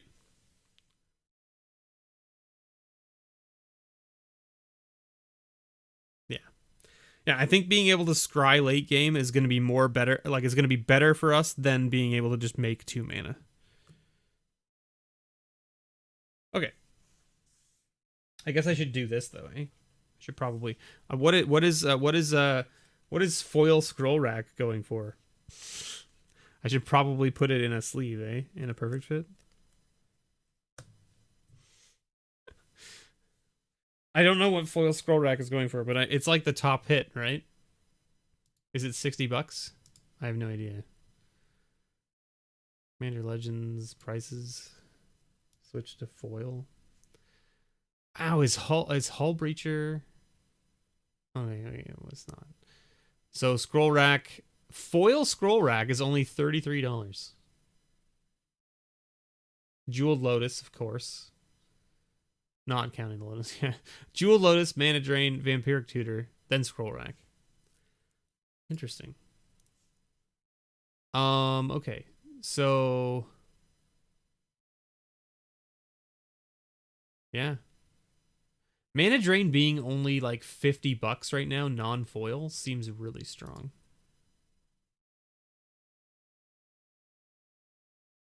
I saw someone selling a Mana Drain on Twitter today from this set for $30-something, and I was like, that seems really cheap. Yeah, Scroll Rack was supply side inflated for sure. Buy them if you need them. Yeah, correct. If you need these cards, right now is the best time to buy it because the prices are going to go down a little bit more over the next like maybe week, and then they'll start to creep back up. Okay, well, let's let's say that that's the deck for now, and I will get to sleeving it up and building it at some point, and then I can test it out and all that jazz. So that's our commanders. Those are our lands, and then we have like this pile of things here, which is like our sideboard.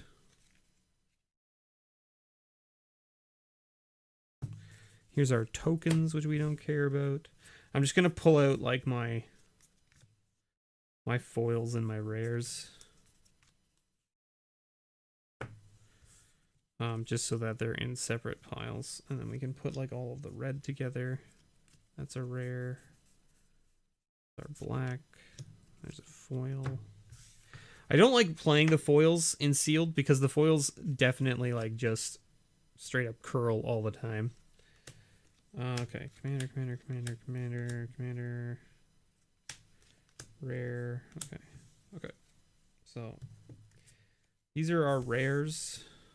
Just gonna put my rares in separate piles as well. Okay. And then commander. Isn't there a wrong turn in here somewhere? Where'd that go? Didn't we have...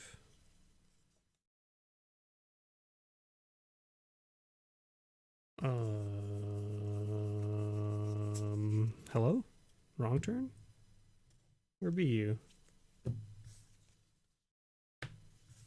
What? Ah. Haha. It's already in the pile. Silly Mr. B. You put it in your rares already. Yes, I did. Yes, I did. White, blue, black, red, green. Ah. Rares here. Commanders here. Perfect. Foils. Okay. Artifacts. Lands. Foils. Artifacts.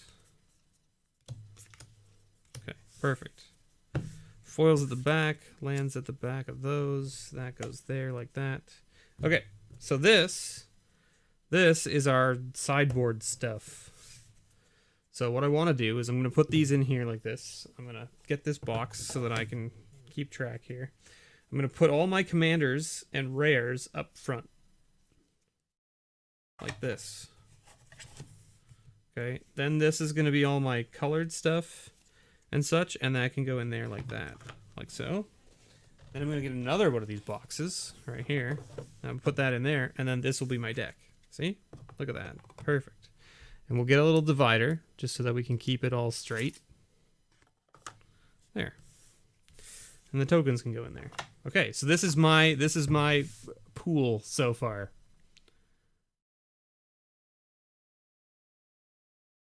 I would consider putting the guildless commons in the deck, just because if you top deck it late game, it can bounce itself and guarantee. Oh, that's fair.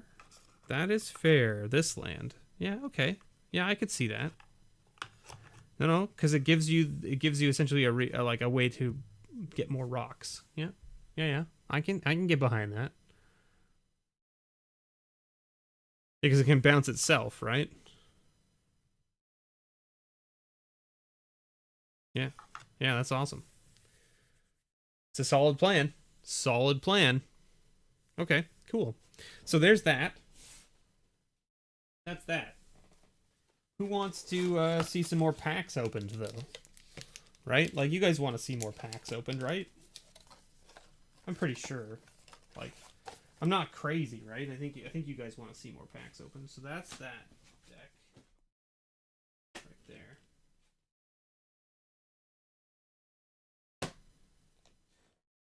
Ooh, me. Okay, so I've got this box here. And this is the box that I did the other build from the other night. So we did 9 packs from this box as well. I don't think we're going past just the Sunday. Like, we're doing stuff on Sunday for Command Fest, essentially. Where we're doing a sealed league, and we're just going to stream it while we're playing. So I have all these packs to just kind of do whatever I want with. I'm going to open them up. for the channel, and we'll just see what we get, right? But here's the question: do you want me to open these? Like open a few of these, open a bunch of these, whatever, right? Or do you want to see one of these? What do you want to see first? Let's put it that way. Do you want regular or do you want collectors? What are we thinking?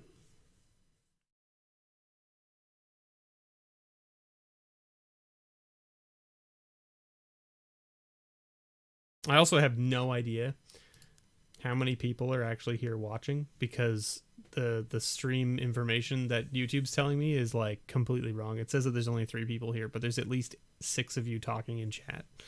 So I have no idea how many concurrent viewers I actually have.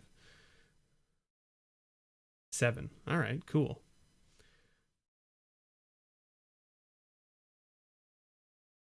Your opinion is if you open regular packs, you should build a sealed deck out of them. So I've already got 2, right? I've got 2 sealed decks. I don't want to build more right now.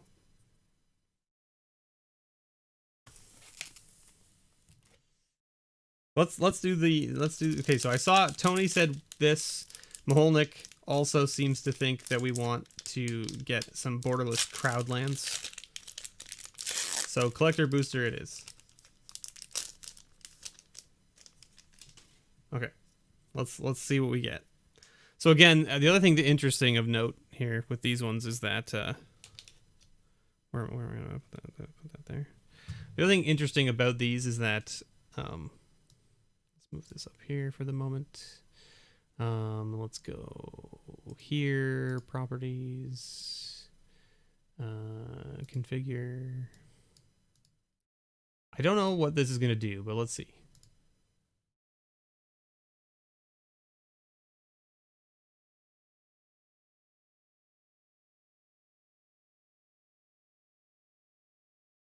Let's put this like here. And it should focus on here, right? Okay. That seems good. I put on the autofocus just so that like I can actually like try to like get the cards like in focus up. Why are you like this? Stop focusing on the playmat. Why are you?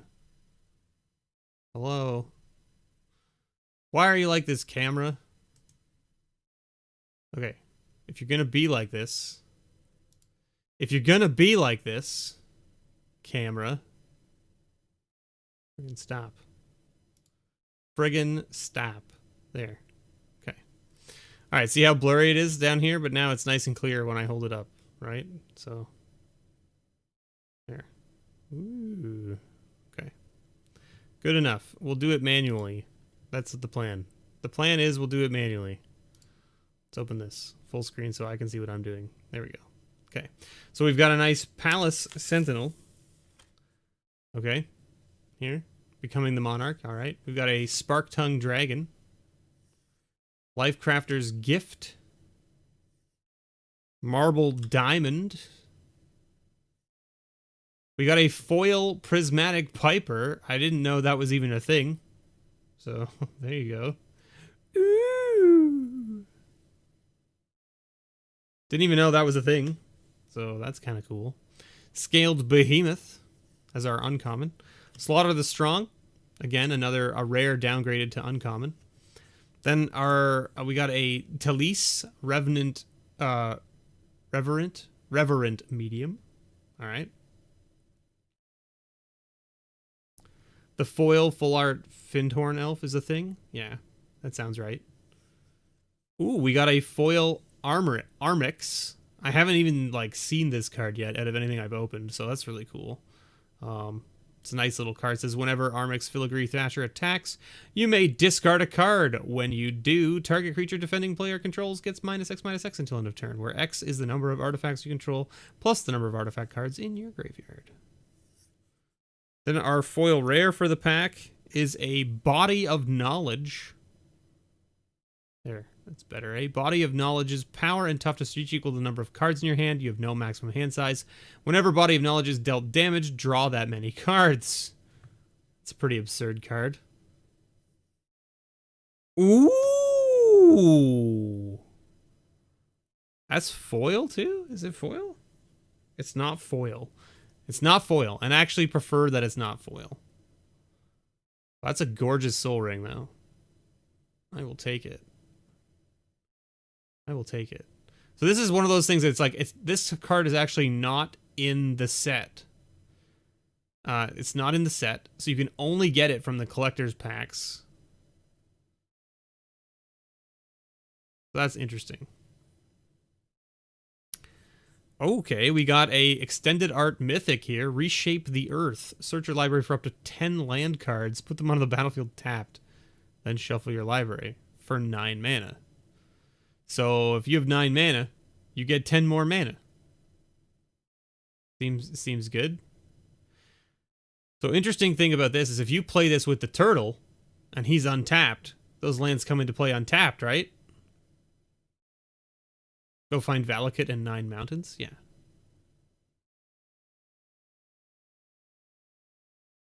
Play that with Omnath? Sure.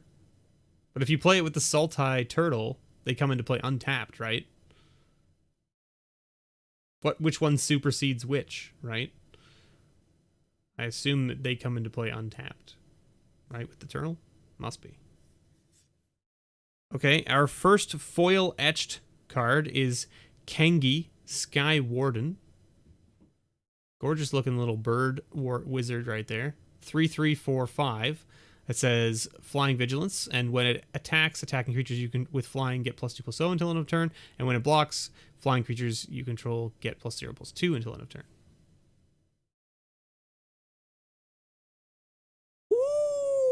Ooh, hello, Yuriko. Hello, Yuriko. Foil etched Yuriko, eh? I don't own a copy of this commander, so that's nice to have. Now I can actually build this deck if I want, which is great. Whenever a ninja you control deals combat damage to a player, reveal the top card of your library and put that card into your hand. Each opponent loses life equal to that card's converted mana chaos. Boom. This is the first camera that actually shows the foil edge. Looks really good. Or shows the foil edge really good.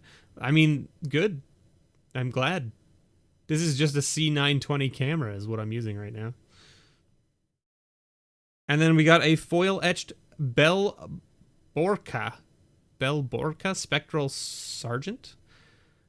This is another old one, isn't it? Is this from this set? I don't think this is from this set, is it?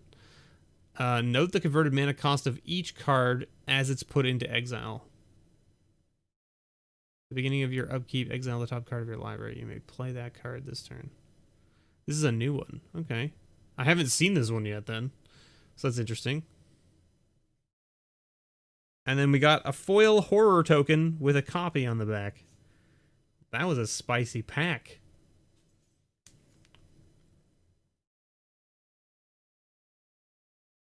If they were actually looking good. Yeah, they actually look phenomenal. I quite like them. The etched foils look really good. Now, I mean, you can see here with this Yuriko, it's definitely way off center. Right? Like, look at the border on the right versus the border on the left. You can even see the little white dot in this top corner up here. So it's even off center from top to bottom as well. Because that's why you can see that white dot. So there's definitely some miscuts going on. The etched looks really interesting. So on the camera, it almost looks like it's damaged or it's like stippled, but that's actually how the card is designed, which is kind of interesting, right? They look gorgeous. They look gorgeous in person.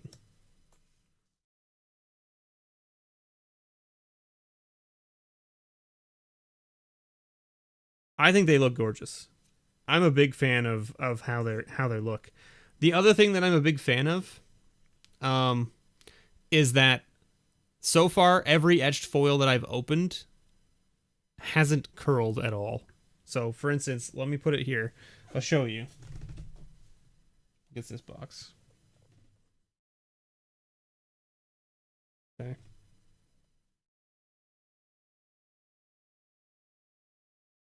So let me move these out of the way so I'm not like putting this box on top of here. So this is what I've opened so far out of Commander Legends. Okay. Let me get the focus here so you can see. Okay. So these are the normal cards. Okay. Everything here is just normal plain cards. Okay.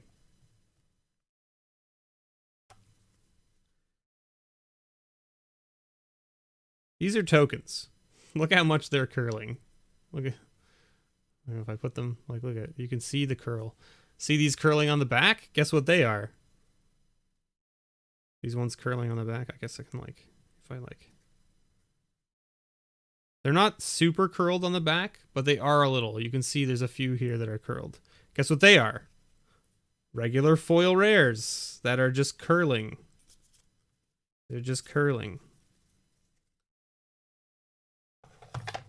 All of these.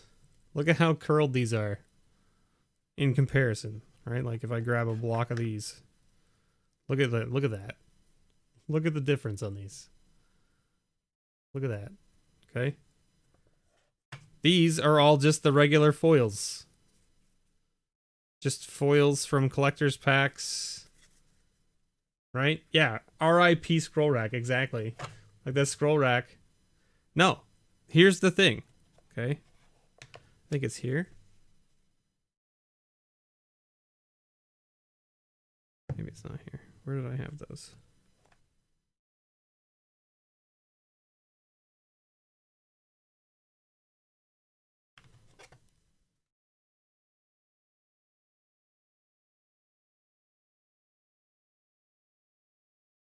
Oh, they're in here.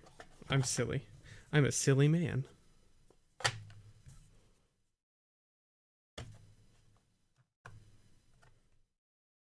They're actually in this pile. Right? Here's the etched cards. Okay? Look at these things. They're flat as a board. These are all the foil etched. Like they're super flat still. And I put them specifically here in the middle so there would be no pressure on them to stay flat. And they're flat as a board still.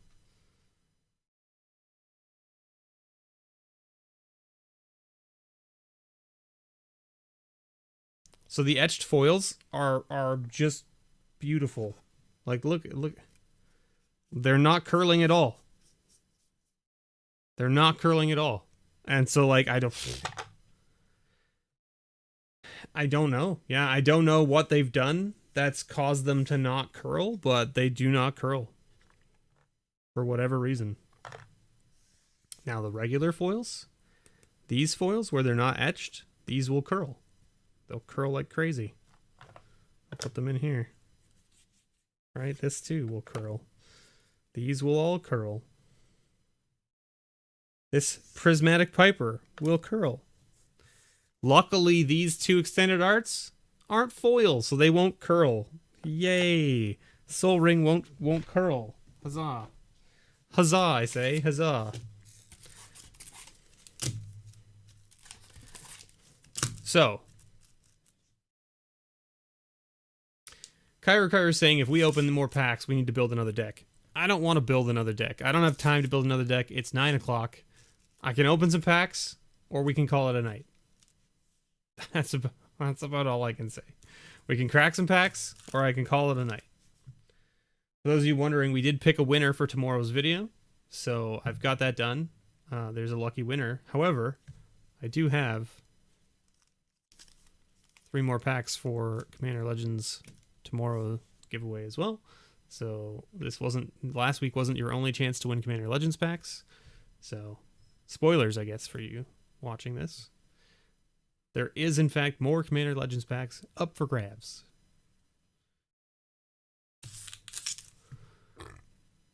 All right, let's just open some packs. I mean, let's be honest. I've already opened like half a box, right? I've already opened half a box. So, I mean, and I didn't build a deck with it. So, I mean, I don't know. I'm just going to open these packs. So, let's get the focus back. Focus. Is that a good spot? Where do we like it? That's too... I don't want to like hold my hand up too high. I think right there is where I want it. There, that's good, right? Look at that. That's pretty good focus, right? In for a penny? Yes, exactly.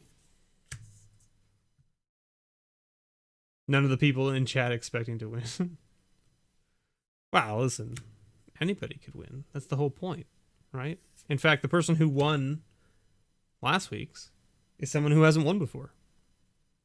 So, how about that? Forceful Denial, Captain's Call, Farhaven Elf, Bitter Revelation, Filigree Familiar, great little card. Raise the Alarm. Wait, didn't we? Did we see a Raise the Alarm already? No, we had Captain's Call. Wow, 2 token things. Staunch Throne Guard, Opal Palace, Orzhov Advocist as our first uncommon. Second uncommon, Vow of Wilderness, Volcanic Torrent. Interesting. What's this card do? X damage to each creature and planeswalker your opponents control, where X is the number of spells you've cast this turn. Cool. And it cascades. So when you cast this, you exile cards and cast that card. So that comes off the stack first before this. So it's a minimum of 2. 2 damage to each creature and planeswalker your opponent's control. That's kind of cool. All right. Ooh, hello, Mythic. Triumphant Reckoning. Return all artifacts, enchantments, and planeswalker cards from your graveyard to the battlefield. My goodness. That's a card. That's a card. Captain Vargas Wrath as our, legendary creature there. And then we've got a Ghost of Ramirez. So we got 2 of the uncommon commanders there. And then we got a foil Lumengrid Gargoyle with a horror token. A horror token. All right. What do we think? What do we think? We got Flood. All right. Corpse Churn. Spark-Tongue Dragon. Scrap Diver Serpent. Crushing Vines. Ambush Viper. Marble Diamond. I really like that they put these diamonds back in this set. The diamonds are great. I really like them. Bitter Revelation. Palace Sentinels. Farhaven Elf. Eyeblight Massacre. Workshop Assistant. And then here is our first uncommon. Burning Anger. Sunset Pyramid. Strength of the Pack. The reserve list must fall. We will have our Moxons. Yeah. Strength of the Pack. And then our rare is a Flamekin Herald, which is the card that gives your commander spells Cascade, which is hilarious. Cool little card there, especially when you're playing like partner commanders or whatever. We got Kedis Emberclaw Familiar. And we got Gilonra, Collar of Wirewood. So again, okay. And then we got a foil etched Radiant Sarah Archangel. So there you go. Gorgeous little foiling there. The etched foils look gorgeous. We got a Prismatic Piper as well. And a Soldier token. So now the other thing that I've heard too is that about one in every 8 packs has a Prismatic Piper in it, approximately, is what I've been hearing and seeing myself. Brazen Freebooter. And then not only that, but like etched foils, you're expected to get like 3 per box-ish average, is what I've been hearing. But at the same time, like, there's 24 packs. That means 1 every 8 packs for the etched foils. Does that sound right? Have people like worked out these numbers yet? I'm curious. What does chat know that I don't know? Ghastly Demise, Core Cartographer, Silverback Shaman. As long as you don't get an etched Piper. I mean, I don't know. I think etched Piper is still fun.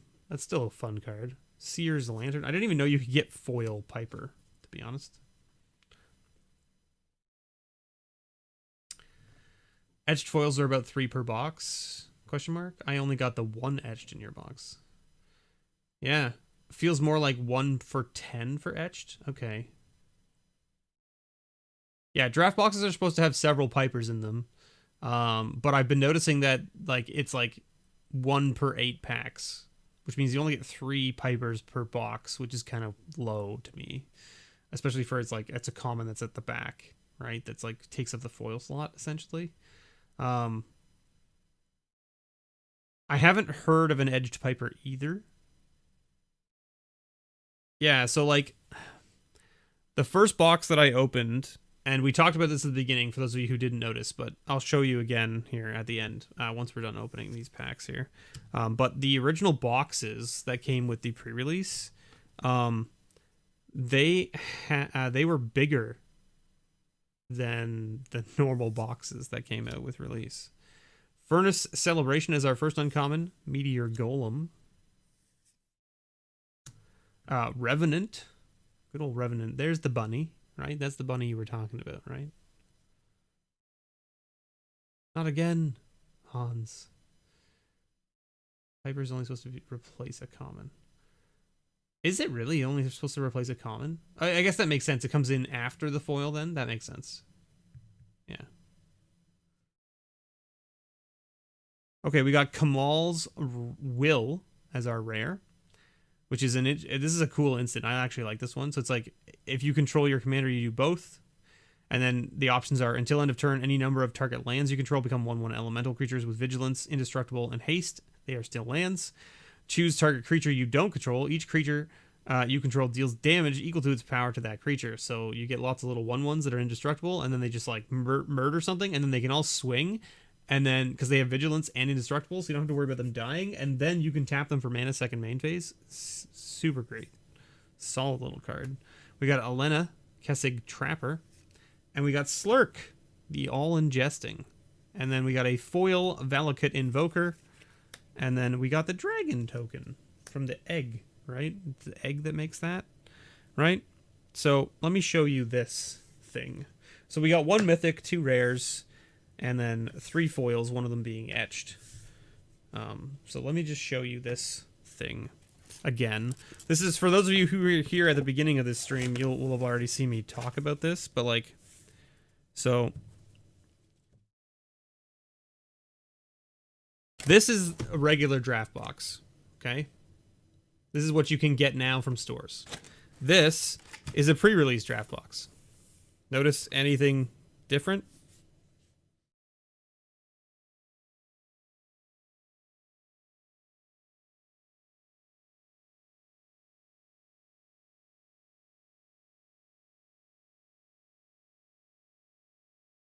They were not 36 packs. How do I see this? This one was made in Belgium. This one was made in the US. So yes.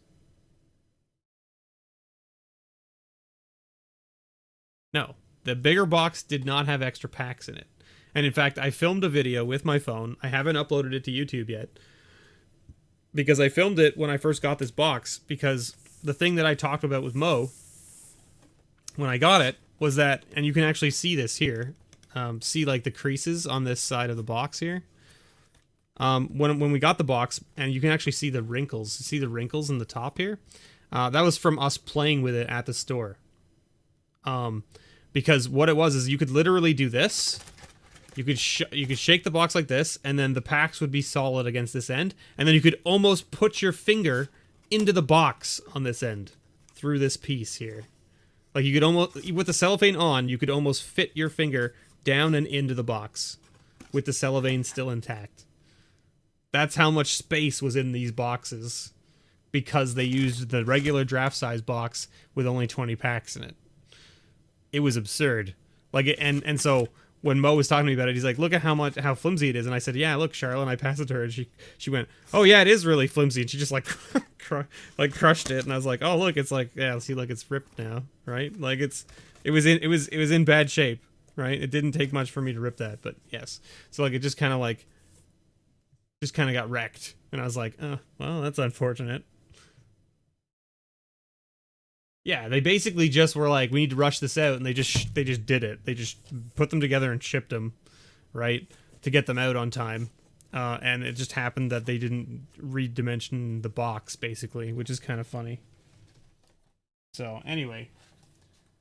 That box there, that pre-release box that I opened, I only opened, I think 9 packs out of that box myself. And then I've been giving away the other packs out of it. So these ones are from the pre-release box. I opened 2 foil etch cards out of the first like 6 packs.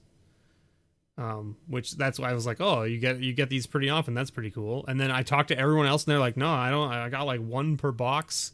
I got like 2 per my box, and I'm like, oh, in the first like 6 packs, I got 2. I was like, that's weird. I was like, just the luck, I guess, but it's just how it is. Sometimes it works out, sometimes it doesn't, right?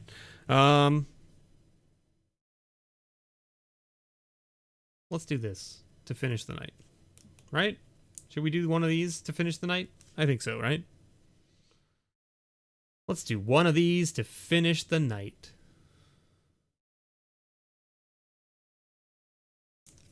Or do you want to see more of these packs? Do you want to see more regular packs and then this? Or do you want to see this and then we end? Because this is going to be the finale. This last pack is going to be the finale. Do you want to see 3 more packs and then this? Or do you want to see just this? Can I have this? You has this? I has this. Collector finale. But that's what I'm saying. Is like I can do the 3 of these. I can do 3 more of these and then this. Or I can do just this and end. That's what I'm saying. Collector is the finale. This is the finale. Do you want me to do it now? Or do you want to see 3 more packs?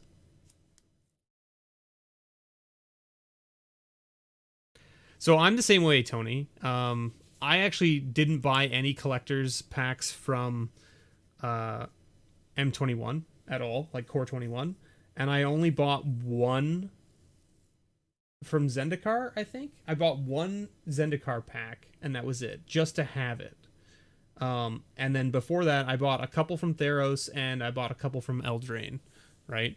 But other than that, I was like, because like I think it was like specifically the M21 ones, I was like, these don't seem good. I don't like them. I don't like them. 3 more, and then this. And then Kyrie is saying just this. So we have 1 vote for just the 1, and we have 3 votes for 3 more, and then this. So we'll do 3 more, and then we'll do that. Okay.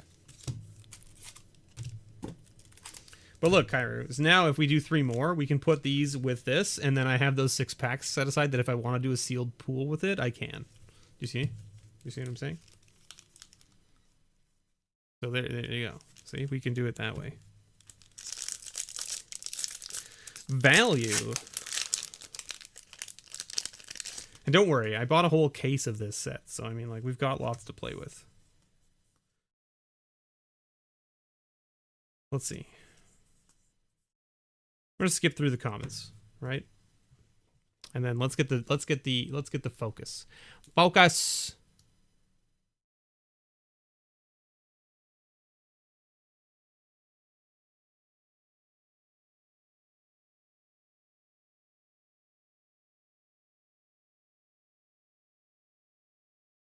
Right around there. That looks pretty good, right? Okay. Coastline Marauders is our first uncommon.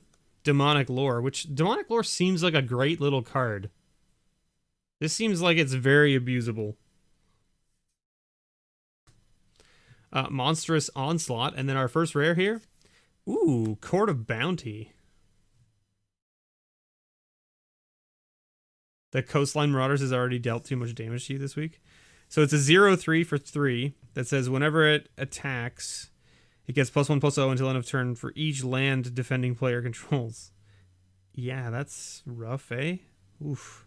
And it's trample? My goodness. This court is great. I don't know if I would say it's the best court, but it is a very good court.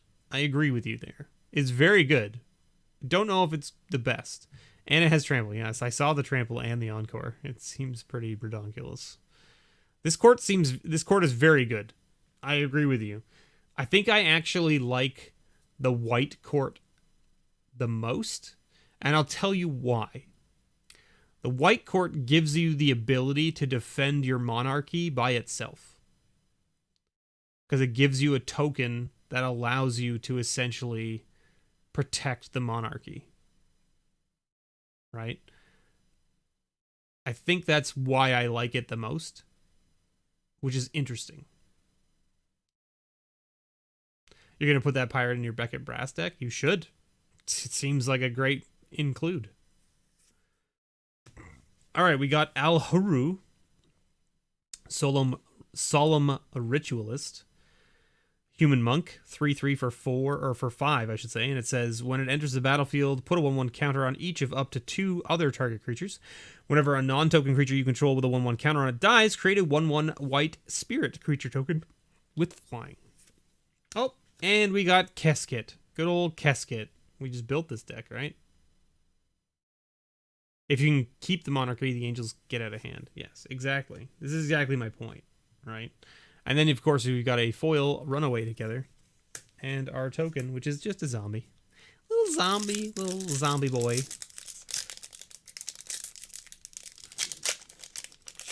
Angels and Enchantments. Sounds like a solid commander deck to start with, Maholnik.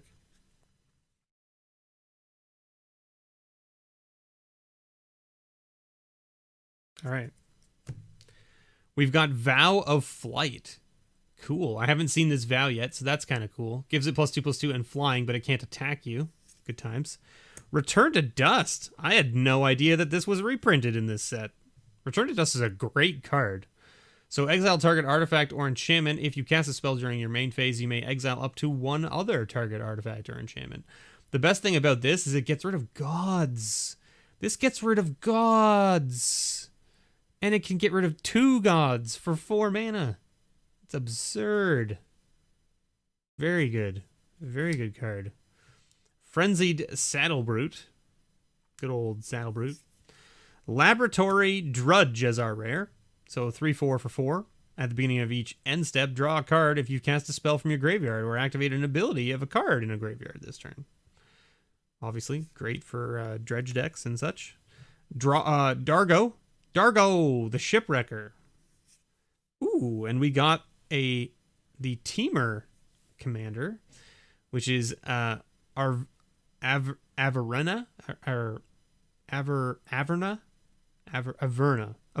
That seems like the best way to put it. Averna, the Chaos Bloom. That seems good. The Drudge and foil looks great. I bet it does. So we've got Averna, the Chaos Bloom.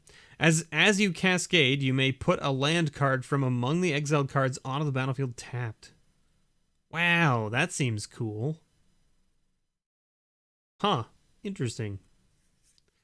And then we've got a foil. Oh, that's a rare. I should put that up there. We've got a foil Kitesail Skirmisher. This card is absolutely bonkers in my opinion.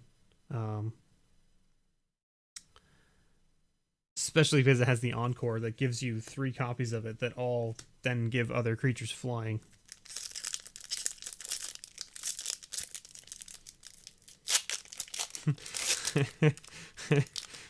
Slowly turns and looks at all of the cards and everything sitting to the side of stuff. I mean, heck, I can't show you, but I have a Plunder the Graves deck just sitting here beside me, still sealed. It's not even sealed. It's not sealed in the sense that it's in its box still. It is out of its box in its bigger box, but the deck itself is still sealed in its cellophane, and I just never did anything with it. And then I got the Commander Anthology 1, and it was in there, so I opened that one, and so that one just stayed sealed on, and it's just sitting there. I'm probably gonna give it away at some point. I just don't know when.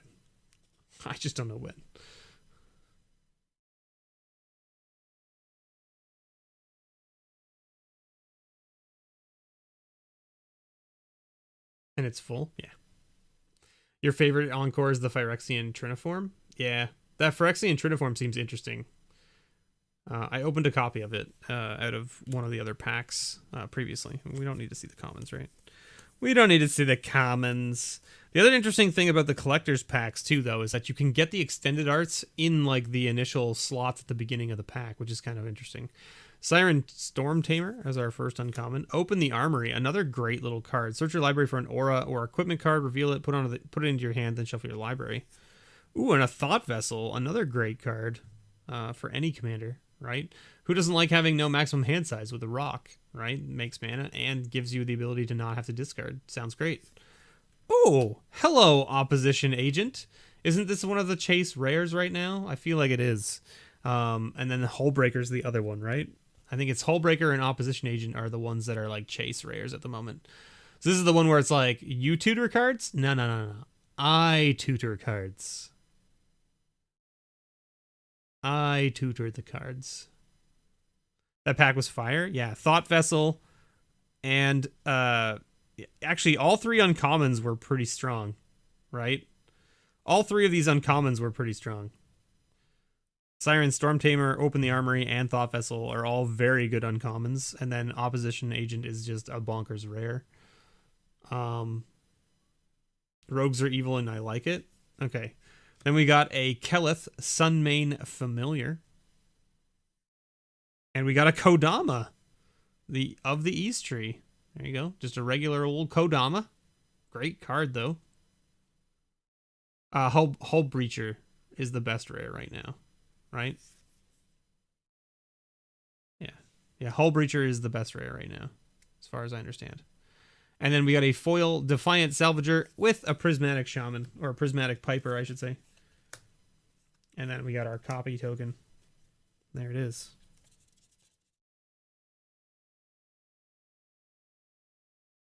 So there's our commons and our uncommons. I mean, I play Land Destruction. So you're saying Kodama is not great against you? Is that what you're trying to tell us? Okay. I mean, this is pretty good. We got a pretty good green pool here, right? Right, Kodama. Arvina. I mean, like, yeah. I mean, like, we can play almost all our rares with Averna from this pool. The only things we can't play is Opposition Agent, which, let's be honest, Opposition Agent is great, but it's not great in sealed, right? Because while their opponent is searching their library, they exile each card they find, and you may play those cards for as long as they remain exiled. There is stuff that lets them search things, right, in this set, but there's not as many as you might think, right? And so Opposition Agent is not particularly amazing in sealed format of this deck, of this set, right? All right. It's time, everyone. It's time. It's time.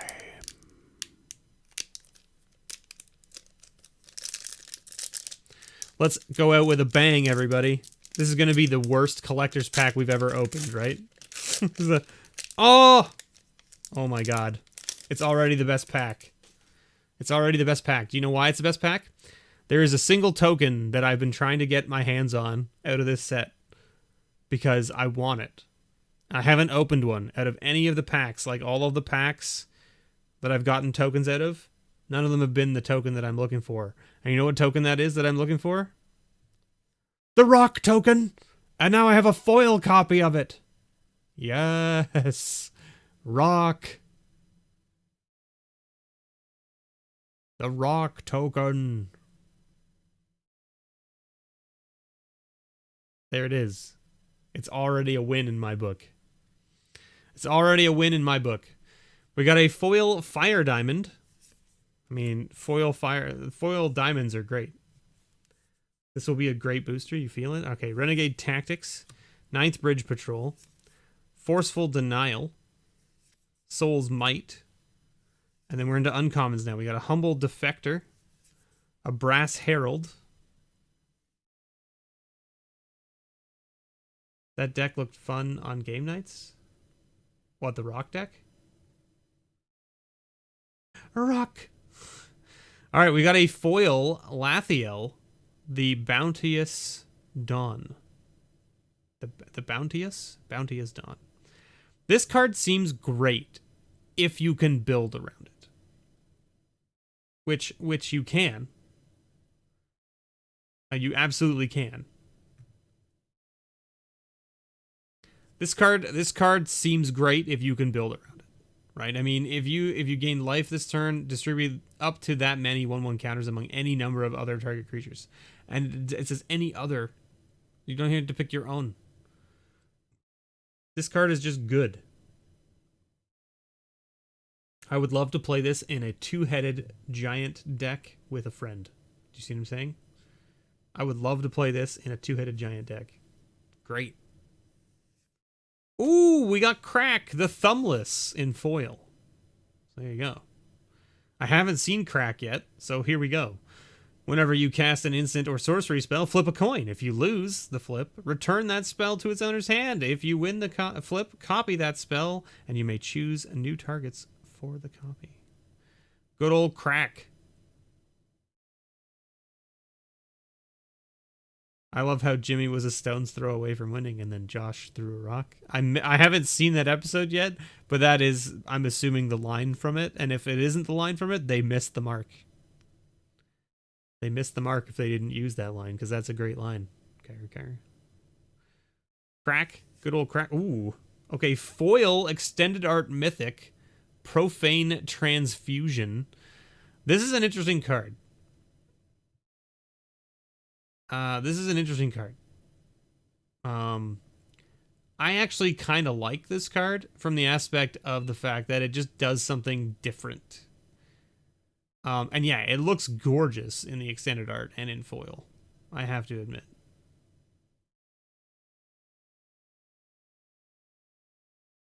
With a rock, I mean, yeah. Hello, cat. Why are you screaming? Okay, and we got an extended art Commander Sphere. Sweet. This looks like they just enlarged the art. Does anyone else get that vibe from this? I feel like this sphere is bigger than it normally is. Did they just, like, zoom it in? Like, it doesn't look like it. The extended art isn't really extended so much as it's just zoomed in a bit, and then that's how they made it go to the edges. Does that seem right to you? It seems right to me. I don't know. It just seems that way. It just seems like it's zoomed in. Oh, man. All right. How about an extended art opposition agent? All right. Okay. We'll take it. It's not a jeweled lotus. But that's okay with me. Because I'm not super into the jeweled lotus. It's a great card, sure, but I don't see it being as good as people think it's going to be. Do you know what I mean? That's just me. I think the hype of it is very high. This set has so many cards in it. My God, 693. I don't know what the top collector's number is, but Commander Sphere Extended Art has to be one of the top end ones because it's an artifact, right? So the lands would be the top end. 693 for the Commander Sphere. Okay, and then we got a foil etched Ghost of Ramirez de Puerto. Okay. We got a foil etched Derevi, right? That's how you pronounce that, I think, right? The 2/3 Bant bird wizard. When Derevi Imperial Tactician enters the battlefield or a creature you control deals combat damage to a player, you may tap or untap target permanent. And for 1 and Bant, you can put Derevi onto the battlefield from the command zone. Just put it into the command zone. Just put it into the command zone. Again, another miscut, you can see. So it looks like the old school legends in these border were all miscut. It looks like, in my opinion. Because you can see the white dot in the top corner there. You can see that the left border is much smaller than the right border. So it looks like the sheet that had the old school commanders in the etched border all kind of came out a little bit strange. And then we got another rare etched commander, and it's Livio, Oathsworn Sentinel. This is one from this set. This is the 2/2 that lets you blink creatures, essentially. And not blink per se, but you can pay 2, choose another target creature, its controller may exile it with an Aegis counter on it, and then for 3 mana, you can return all exiled cards with Aegis counters on them to the battlefield under their owner's control. So, the first cheat from the command zone card. So there you go. That pack was pretty sweet, I have to say. Foil Extended Art Profane Transfusion Mythic, Extended Art Opposition Agent, Extended Art Commander Sphere, which is great, Foil Crack, Foil Lathiel, Etched Derevi, and Etched Livio. Pretty good. Pretty good. We can get the focus back. Let's get the focus back. So that it's back here. So like this. Boom. There. I would say pretty good. Yeah. Yeah. That Derevi is something you need to pick up? Well, there you go, Tony. You know now that it exists and that you should pick it up, see? And I mean, you probably already knew that it existed, but there it is. I've opened one. So, I actually don't own... I would offer to sell it to you, Tony, except that I don't own a copy of Derevi at all myself, because I didn't start playing Commander until just last year, like 2018, right? So I don't have a lot of the earlier Commanders because I didn't buy them back then. So I probably have to keep this one so that if I want to build it, I can, basically. You like the design of Oathsworn Sentinel? It's board wipe protection in white with a side of value. And I agree with you, Maholnik. I will take a miscut edged foil over all of the curling normal foils. Any day. Every day. Not even a question. Not even a question. Thank you so much, everyone, for watching. I have been your host, Mr. Bevers. I hope you enjoyed this Commander build. I appreciate your help helping me figure out what I should probably play for the league. Stay tuned, because there will probably be gameplay videos coming out of the leagues that I'm participating in, as well as there will most likely be some future deck stuff, because I have to do more builds from the same box for the one league that I'm in. So stay tuned for those as well. And of course, watch the Sunday and Monday videos, because giving to charity is great, showing off other content creators, and you have a chance to win packs. For instance, we've got 3 packs of Commander Legends. So stay tuned for that. All right? Stay tuned for that. Thank you so much, everyone, for watching. I have been your host, Mr. Bevers. And as always, may your pulls ever be better.